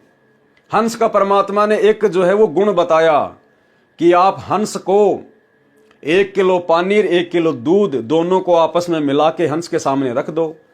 हंस क्या करेगा? दूध पी लेगा, पानी को छोड़ देगा। आज इस परीक्षा के समय में परमात्मा ने ज्ञान और अज्ञान दोनों मिक्स कर दिए। अब भगत लोग समझ ही नहीं पा रहे कि ज्ञान क्या है और अज्ञान क्या है। जैसा गुरुजी का परिवार कह रहा है, आंख बंद करके फॉलो कर रहे हैं। नरेंद्र मोदी की रैली, हां जी चलो रैली में, उठाया थैला चलो। हरियाणा के जाट आरक्षण में गुरुजी का आदेश आ गया, चलो जी गुरुजी का आदेश आ गया। कहां आदेश आया, किसको आदेश दिया, किसने देखा, कोई लेना देना नहीं है। और चलो जी आनंदपाल सिंह की सीबीआई जांच, राजपूत करनी सेना को दान करना है, चलो। अरे स्टेडियम बन रहा है, मजदूरी करनी है, सेवा करनी है, चलो। अरे आश्रम में हॉस्पिटल बन रहा है, गुरुजी की दया हो गई, चलो मजदूरी करने। कोई नीर खीर का निबेरा नहीं है, पानी और दूध मिक्स कर रखा है। तो यहां परमात्मा कह रहे हैं जो हंस होंगे सतगुरु के, जो गुरुदेव के तत्व ज्ञान की रोशनी में नीर खीर का निबेरा करके अपनी भक्ति को सफल करेंगे, काल के जाल में नहीं फंसेंगे, वो हंस हैं। और ऐसे हंसों को परमात्मा त्रिकुटी से फिर विमान में बैठाकर डायरेक्ट सतलोक, काल को पता भी नहीं चलेगा कौन से लोक से गए, कौन से मार्ग से गए। त्रिकुटी से कबीर साहिब के हंस विमान में बैठकर उड़कर जाते हैं, परंतु ब्रह्म काल के उपासक चींटी की तरह चाल चलकर अपने अपने इष्ट स्थान पर जाते हैं। सार नाम रूपी विमान से ही साधक सतलोक जा सकता है। क्या कह रहे परमात्मा? सार नाम नामक विमान से ही भगत सतलोक जा सकता है। और भाई वो असली सार नाम हम प्राप्त कर सके, उसके योग्य बनाने के लिए परमात्मा ने सात संगतियां शुरू करवाई है। अन्यथा यह गंदगी तो पहले भी आश्रमों में थी, और गुरुदेव के जेल जाने के बाद भी इन सतलोक आश्रमों में ज्यों की त्यों है, कुछ ज्यादा ही बढ़ी है। तो परमेश्वर हमें वो सार नाम रूपी विमान देने के लिए सात संगति से जोड़कर एक योग्य भगत बना रहे हैं। अन्य किसी उपासना या मंत्र से नहीं जाया जा सकता। जैसे समुद्र को समुद्री जहाज या हवाई जहाज से ही पार किया जा सकता है, तैर कर नहीं। इसलिए पूज्य कबीर साहिब जी ने कहा कि हम व हमारे हंस आत्मा शब्द सत्य नाम व सार नाम के आधार पर सतलोक चले जाते हैं। ये परमात्मा ने वो चित्र बना रखा है त्रिकुटी का, जो परमेश्वर ने हमें जानकारी दी है इन काल के कमलों की। ये छठा संगम कमल सरस्वती का निवास है, ये वाला त्रिकुटी से पहले ये छठा संगम कमल सरस्वती का निवास है। वास्तव में दुर्गा ही सरस्वती रूप में रहती है। 3 पंखुड़ी हैं। यहां पर धर्मराज ने जीवों को काल जाल में फंसाए रखने के लिए 72 करोड़ उर्वशी यानी सुंदर औरतें रखी हैं। सरस्वती मधुर आवाज में स्वयं भी गाती है तथा सब उर्वशियां भी गाती हैं तथा अर्धनग्न शरीर में विचरण करती रहती है। यहां भक्तों की कठिन परीक्षा होती है। बहुत बड़ा बाड़ा है, कई एकांत स्थान है, गुप्त स्थान, एकांत, जहां पर कोई ना देखे। और जिन भक्तों की यहां पर माता बहनों के प्रति जो गंदी नजर होती है, गंदी सोच होती है, रमणी रमणी करते ही मर जाते हैं, शरीर छूट जाता है, रमणी हो नहीं पाती, भोग विलास की इच्छा रह जाती है, तो फिर काल क्या करेगा? वहां पर 72 करोड़ उर्वशियां बना रखी हैं, एक से एक सुंदर, और एकांत स्थान बना रखे हैं जहां कोई ना देखे। फिर वो उर्वशियां क्या करेंगी? उन भक्तों को लुभाएंगी अपनी अदाओं से, और ये पता चलेगा नहीं कि हम लोग त्रिकुटी पर आ गए या हम लोग नीचे हैं, पता ही नहीं चलेगा। और फिर वो मजनू क्या करेगा? जैसी गंदी आदत भक्ति करते करते यहां है, पुस्तक सेवा के बहाने जा रहे हैं और लगा के फोन, आ जाओ, मैं आ गया आ गया आ गया, मैं तुमसे मिलने आई, पुस्तक सेवा के बहाने। बहुत सारे कांड हो रहे हैं संगत में। फिर ऐसे भक्तों के साथ में क्या बीतेगी? क्योंकि आदत तो वही रहेगी उस मजनू की। फिर वहां उर्वशी आएंगी और उनको इसी प्रकार से लुभाएंगी और फिर उस एकांत स्थान पर ले जाएंगी जहां कोई ना देखे, जो काल ने बहुत सूझबूझ से बना रखे हैं, और उनके साथ में भोग विलास करेंगी और फिर उनके कर्म फोड़ के और उनको कुछ समय के लिए जैसी उनकी भक्ति है मौज मस्तियां करवाएंगी, फिर 84 में डाल देगा काल। ऐसे जो माता बहनें जिनकी गंदी नजरें हैं, ऐसे ही फिर काल के द्वारा 72 करोड़ युवा पुरुष वहां छोड़ रखे हैं। वो फिर उन माता बहनों को ऐसे ही फिर बाथरूम करने के बहाने या जैसे भी है वो उनके पीछे पीछे हो जाएंगी और एकांत स्थान पे जाके उनके साथ भोग विलास करके उनकी मर्यादा और उनकी भक्ति खंडित कर देगा। यहां भक्तों की कठिन परीक्षा होती है। बहुत बड़ा बाड़ा है, कई एकांत स्थान है। यहां पर अज्ञानी मार खा जाता है। अज्ञानी कौन? जो यहां गुरुदेव के ज्ञान को आधार नहीं बनाता। इसकी एक पंखुड़ी में काल अन्य रूप में निवास करता रहता है, जो उन भक्तों को पकड़ लेता है जो सुंदर स्त्रियों को देखकर भ्रमित होते हैं। इसके साथ करोड़ों की संख्या में युवा रहते हैं जो भगतमतियों को अपनी ओर आकर्षित करके काल जाल में रखते हैं। इसी छठे कमल की तीसरी पंखुड़ी जो दाईं ओर है, उसमें सत्य पुरुष भी अन्य रूप में रहते हैं जो भक्तों को वाणी सुनाकर काल जाल से सचेत करते हैं और उनको अपनी ओर आने का संकेत करते हैं। भगत इशारा समझ जाते हैं और दौड़कर उनके पक्ष में चले जाते हैं। फिर 2 दल के कमल में भगत भगतमती चले जाते हैं। वहां पर आत्मा के शरीर का प्रकाश 16 सूर्यों के प्रकाश तुल्य हो जाता है। वहां मनुष्य जैसा ही अमर शरीर आत्मा को प्राप्त होता है। वहां पर जीव नहीं कहलाता। कहां? सतलोक में। वहां पर परमात्मा जैसे गुण युक्त होकर हंस कहलाता है तथा ऊपर के दोनों लोकों अलख लोक व अगम लोक में परम हंस कहा जाता है। सतलोक में तो हम हंस कहलाते हैं और सतलोक से ऊपर जब हम जाएंगे ऊपर के लोकों में तो वहां पर क्या कहलाएंगे? परम हंस। तथा ऊपर के दोनों लोकों अलख लोक व अगम लोक में परम हंस कहा जाता है। अनामी लोक में परमात्मा तथा आत्मा का अस्तित्व भिन्न नहीं रहता। तत्व ज्ञान के आधार से साधक सूक्ष्म शरीर वाले कमलों में नहीं उलझते, चूंकि सतगुरु जी सार शब्द रूपी कुंजी दे देता है जिससे काल के सर्व ताड़े यानी बंधन अपने आप खुलते चले जाते हैं तथा वास्तविक शब्द की झनकार धुनी होने लगती है जो इस शरीर के बाहर सतलोक में हो रही है। हमारा सत्यलोक पिंड शरीर व अंड ब्रह्मांड के पार है। वहां जाकर आत्मा पूर्ण मुक्ति प्राप्त करती है। अनुराग सागर के पेज 152 का सारांश। इस पृष्ठ पर परमेश्वर ने शरीर के अंदर का गुप्त भेद बताया है। इस मानव शरीर में 72 नाड़ियां हैं। उनमें 3 ईड़ा, पिंगला तथा सुषुम्ना मुख्य हैं। फिर एक विशेष नाड़ी है ब्रह्मरंध्र। परमेश्वर कबीर जी ने बताया है कि धर्मदास मन ही ज्योति निरंजन है। इसने जीव को ऐसे नचा रखा है जैसे बाजीगर बंदर को नचाता है। इस शरीर में 5 तत्व, 25 प्रकृति तथा 3 गुण काल के 3 एजेंट हैं, जीव को धोखे में रखते हैं। इस शरीर में काल निरंजन तथा जीव दोनों की मुख्य भूमिका है। काल निरंजन मन रूप में सब पाप करवाता है, पाप जीव के सिर रख देता है। अनुराग सागर के पेज 153 का सारांश। काल ने ऐसा धोखा कर रखा है कि जीव परमेश्वर को भूल गया है। मन कैसे पाप पुण्य करवाता है? मन ही काल कराल है, ये जीव को नचाता है। सुंदर स्त्री को देखकर उससे भोग विलास करने की उमंग मन में उठाता है। स्त्री भोग कर आनंद काल निरंजन ने ले लिया, पाप जीव के सिर पर रख देता है। वर्तमान में सरकार ने सख्त कानून बना रखा है, यदि कोई पुरुष किसी स्त्री से बलात्कार करता है तो उसको 10 वर्ष की सजा होती है। यदि नाबालिग से बलात्कार करता है तो आजीवन कारागार की सजा होती है। आनंद 2 मिनट का मन की प्रेरणा से तथा दुख पहाड़ के समान, इसलिए पहले ही मन को ज्ञान की लगाम से रोकना हितकारी है। अनुराग सागर के पेज 154 का सारांश। पराये धन को देखकर मन उसे हड़पने की प्रेरणा करता है। चोरी कर जीव को दंड दिलाता है, पर निंदा पर धन हड़पना ये पाप है। काल इसी तरह जीव को कर्मों के बंधन में फंसा कर रखता है। संत से विरोध तथा गुरुद्रोह ये मन रूप से काल ही करवाता है, जो घोर अपराध है। अब संत से विरोध तथा गुरुद्रोह, एक तो होता है भाई और बहनों संत का प्रत्यक्ष रूप में विरोध करना, निंदा करना। एक होता है अप्रत्यक्ष रूप में। तो वर्तमान में अप्रत्यक्ष रूप में सतगुरु रामपाल जी की निंदा और उनका विरोध खुद सतलोक आश्रम मैनेजमेंट हरियाणा कर रहा है और लाखों की संगत से करवा रहा है। कैसे? संत रामपाल जी के ज्ञान और विधान के विपरीत उनके जेल जाने के बाद उनके परिवार ने, इन आश्रम वालों ने संगत से 2019 में कांग्रेस सरकार को वोट डलवाए, कांग्रेस सरकार का समर्थन करवाया बीजेपी के विरोध में।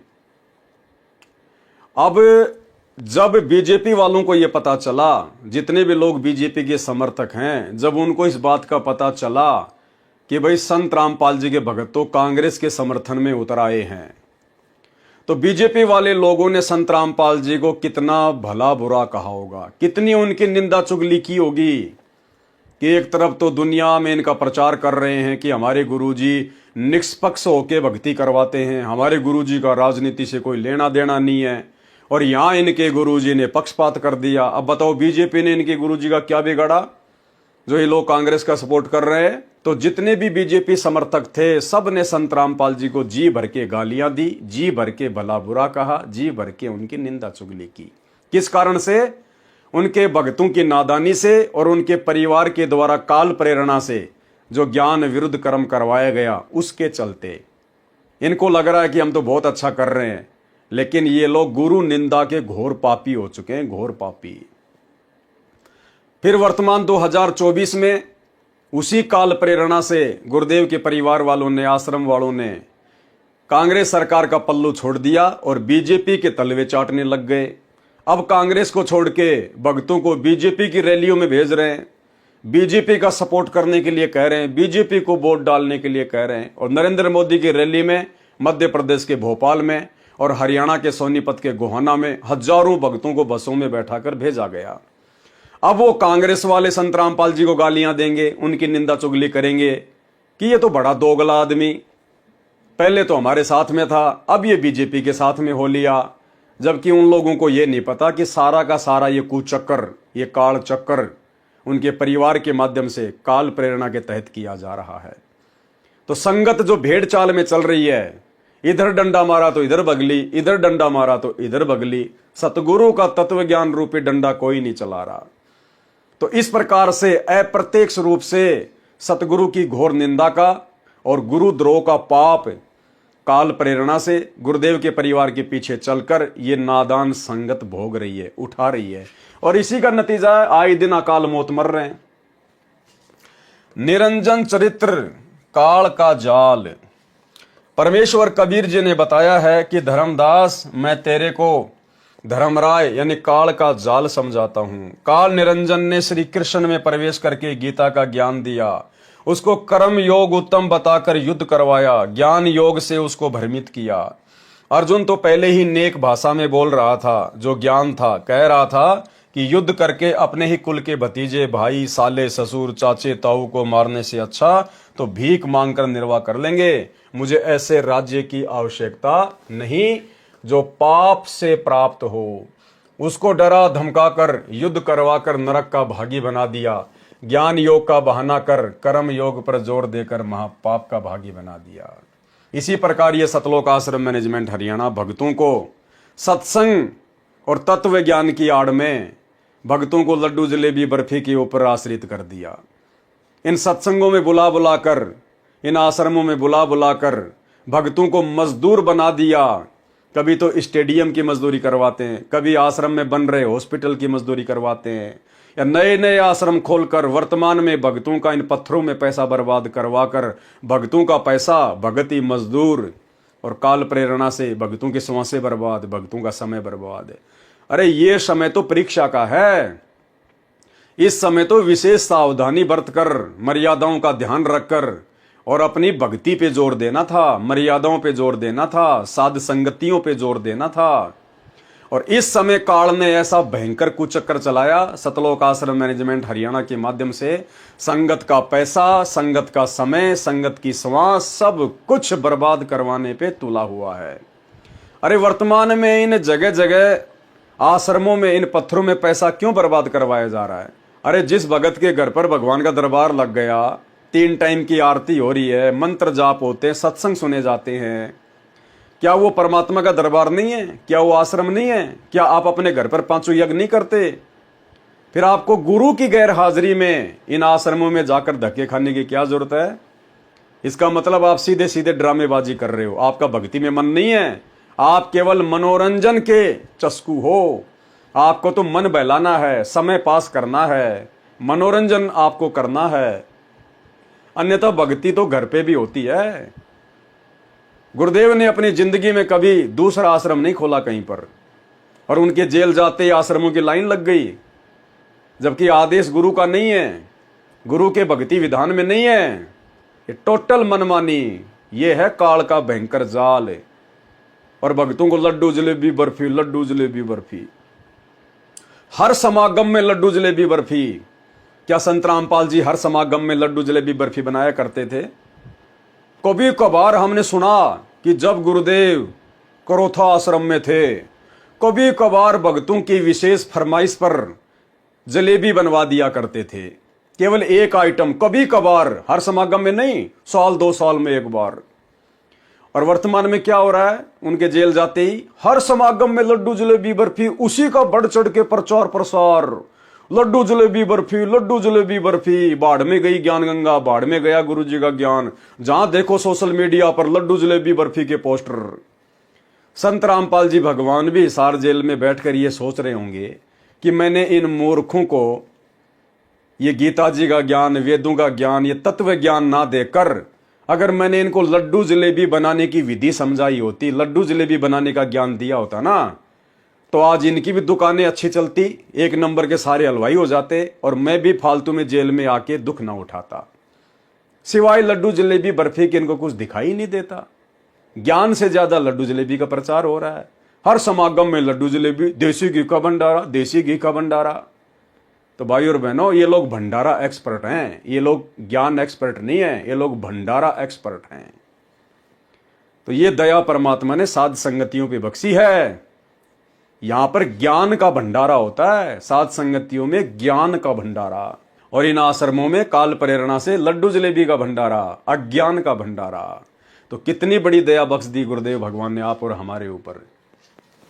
अनुराग सागर के पेज नंबर 155 का सारांश।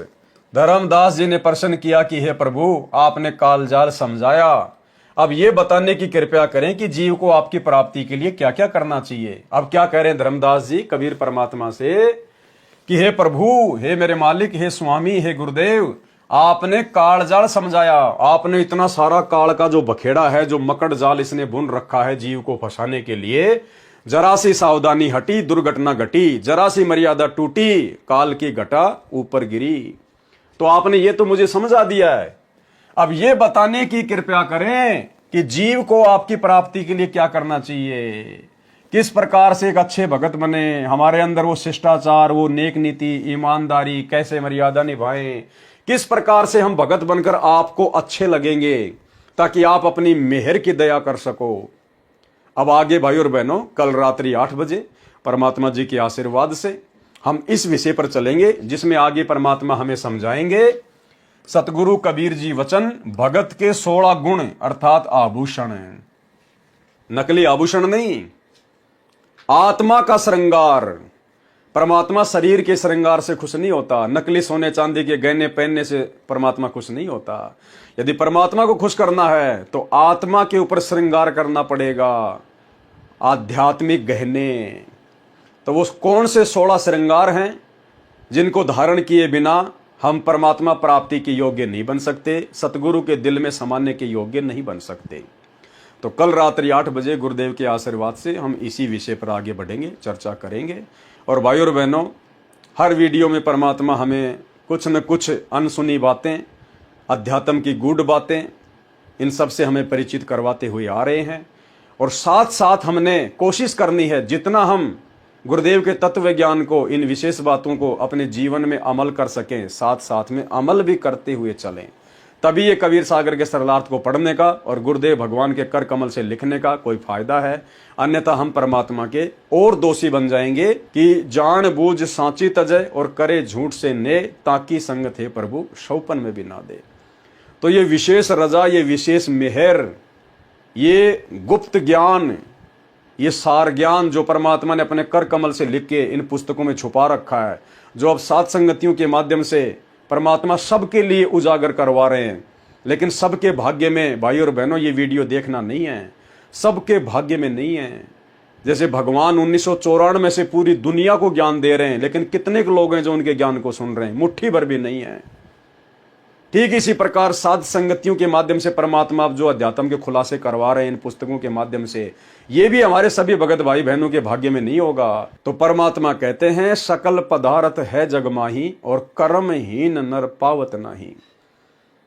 गुरु से उपदेश लेने के बाद भी इन सतलोक आश्रमों से जुड़े हुए 90% भाई बहन कर्महीन है, कर्महीन। ये दया परमात्मा ने कर्म बनाने की हम सत्सेवकों के ऊपर बख्शी है। ये अमृत, ये परमात्मा का अमृत ज्ञान आज आप और हमारे सामने निकल निकल के आ रहा है। हमें उमंग होती है और अधिक भक्ति मार्ग में आगे बढ़ने की हमारे अंदर प्रेरणा होती है। और दूसरी तरफ हमारे गुरु भाई बहन जो आश्रमों से जुड़े हुए हैं, जो कर्महीन हैं, वो आंखों देखकर भी उल्टे ही कमेंट्स करते हैं कि गुरुद्रोही है, गुरुद्रोही है, इसके वीडियो मत देखो, इसके वीडियो मत देखो। अरे भाई, फिर तुम क्यों अपने कर्म फोड़ने के लिए आ रहे हो? करनी तज कथनी कथ है, अज्ञानी दिन रात, कुत्ते ज्यों भौंकत फिरे, सुनी सुनाई बात है। दूसरों को हमारे वीडियो देखने के लिए मना करता है और खुद लाइव में आके जुड़ रहा है। तो भाई और बहनों, इनकी ज्ञान वाली आंखें पूरी तरह से फूट चुकी हैं। परमात्मा कहते हैं कि माया का रस पियाकर फूट गए पटचार। इनके चारों आंखें, 2 चरम और 2 सूक्ष्म दृष्टि वाली हृदय की आंखें, इन आश्रमों से जुड़े हुए भाई बहनों की चारों आंखें फूटी पड़ी हैं। इनको केवल गुरु जी के पूरे ज्ञान में और 30 साल में एक ही बात समझ में आई है, गुरुद्रोही की पैड़ पर जय पगावे वीर, 84 निश्चय पड़े सतगुरु कहें कबीर, बस। और इनको कुछ ना बोलना आता, ना आगे इनको समझना आता। तो ये दया परमात्मा ने संपूर्ण तरीके से आप और हमारे ऊपर की है। और भाई और बहनों, हम गुरु के ज्ञान को आधार बनाकर अब हमने आगे बढ़ने की तैयारी करनी है, अपने आप को संवारना है। ये फाइनल स्टेज की परीक्षा है आप और हमारी। आगे जो शरण में आएंगे उनकी परीक्षा परमात्मा आगे लेगा, नहीं लेगा वे जाने, उनका काम जाने। 1994 से लेकर 2014 तक परमात्मा ने जिन जिन को जोड़ दिया, उनके हिसार जेल से बाहर आने तक ये उनकी परीक्षा चल रही है। और ये फाइनल परीक्षा है। इसको हल्के में लेने वाला, मजाक में लेने वाला आगे चलकर खून के आंसू रोएगा जब पता चलेगा कि हम तो रह गए। तो आज के वीडियो में केवल इतना ही। कल रात्रि 8 बजे सभी भाई बहन फिर से जुड़े। तब तक गुरुदेव हम सबको आज्ञा दें, इजाजत दें, आशीर्वाद दें। बंदी छोड़ सतगुरु रामपाल जी भगवान की जय हो।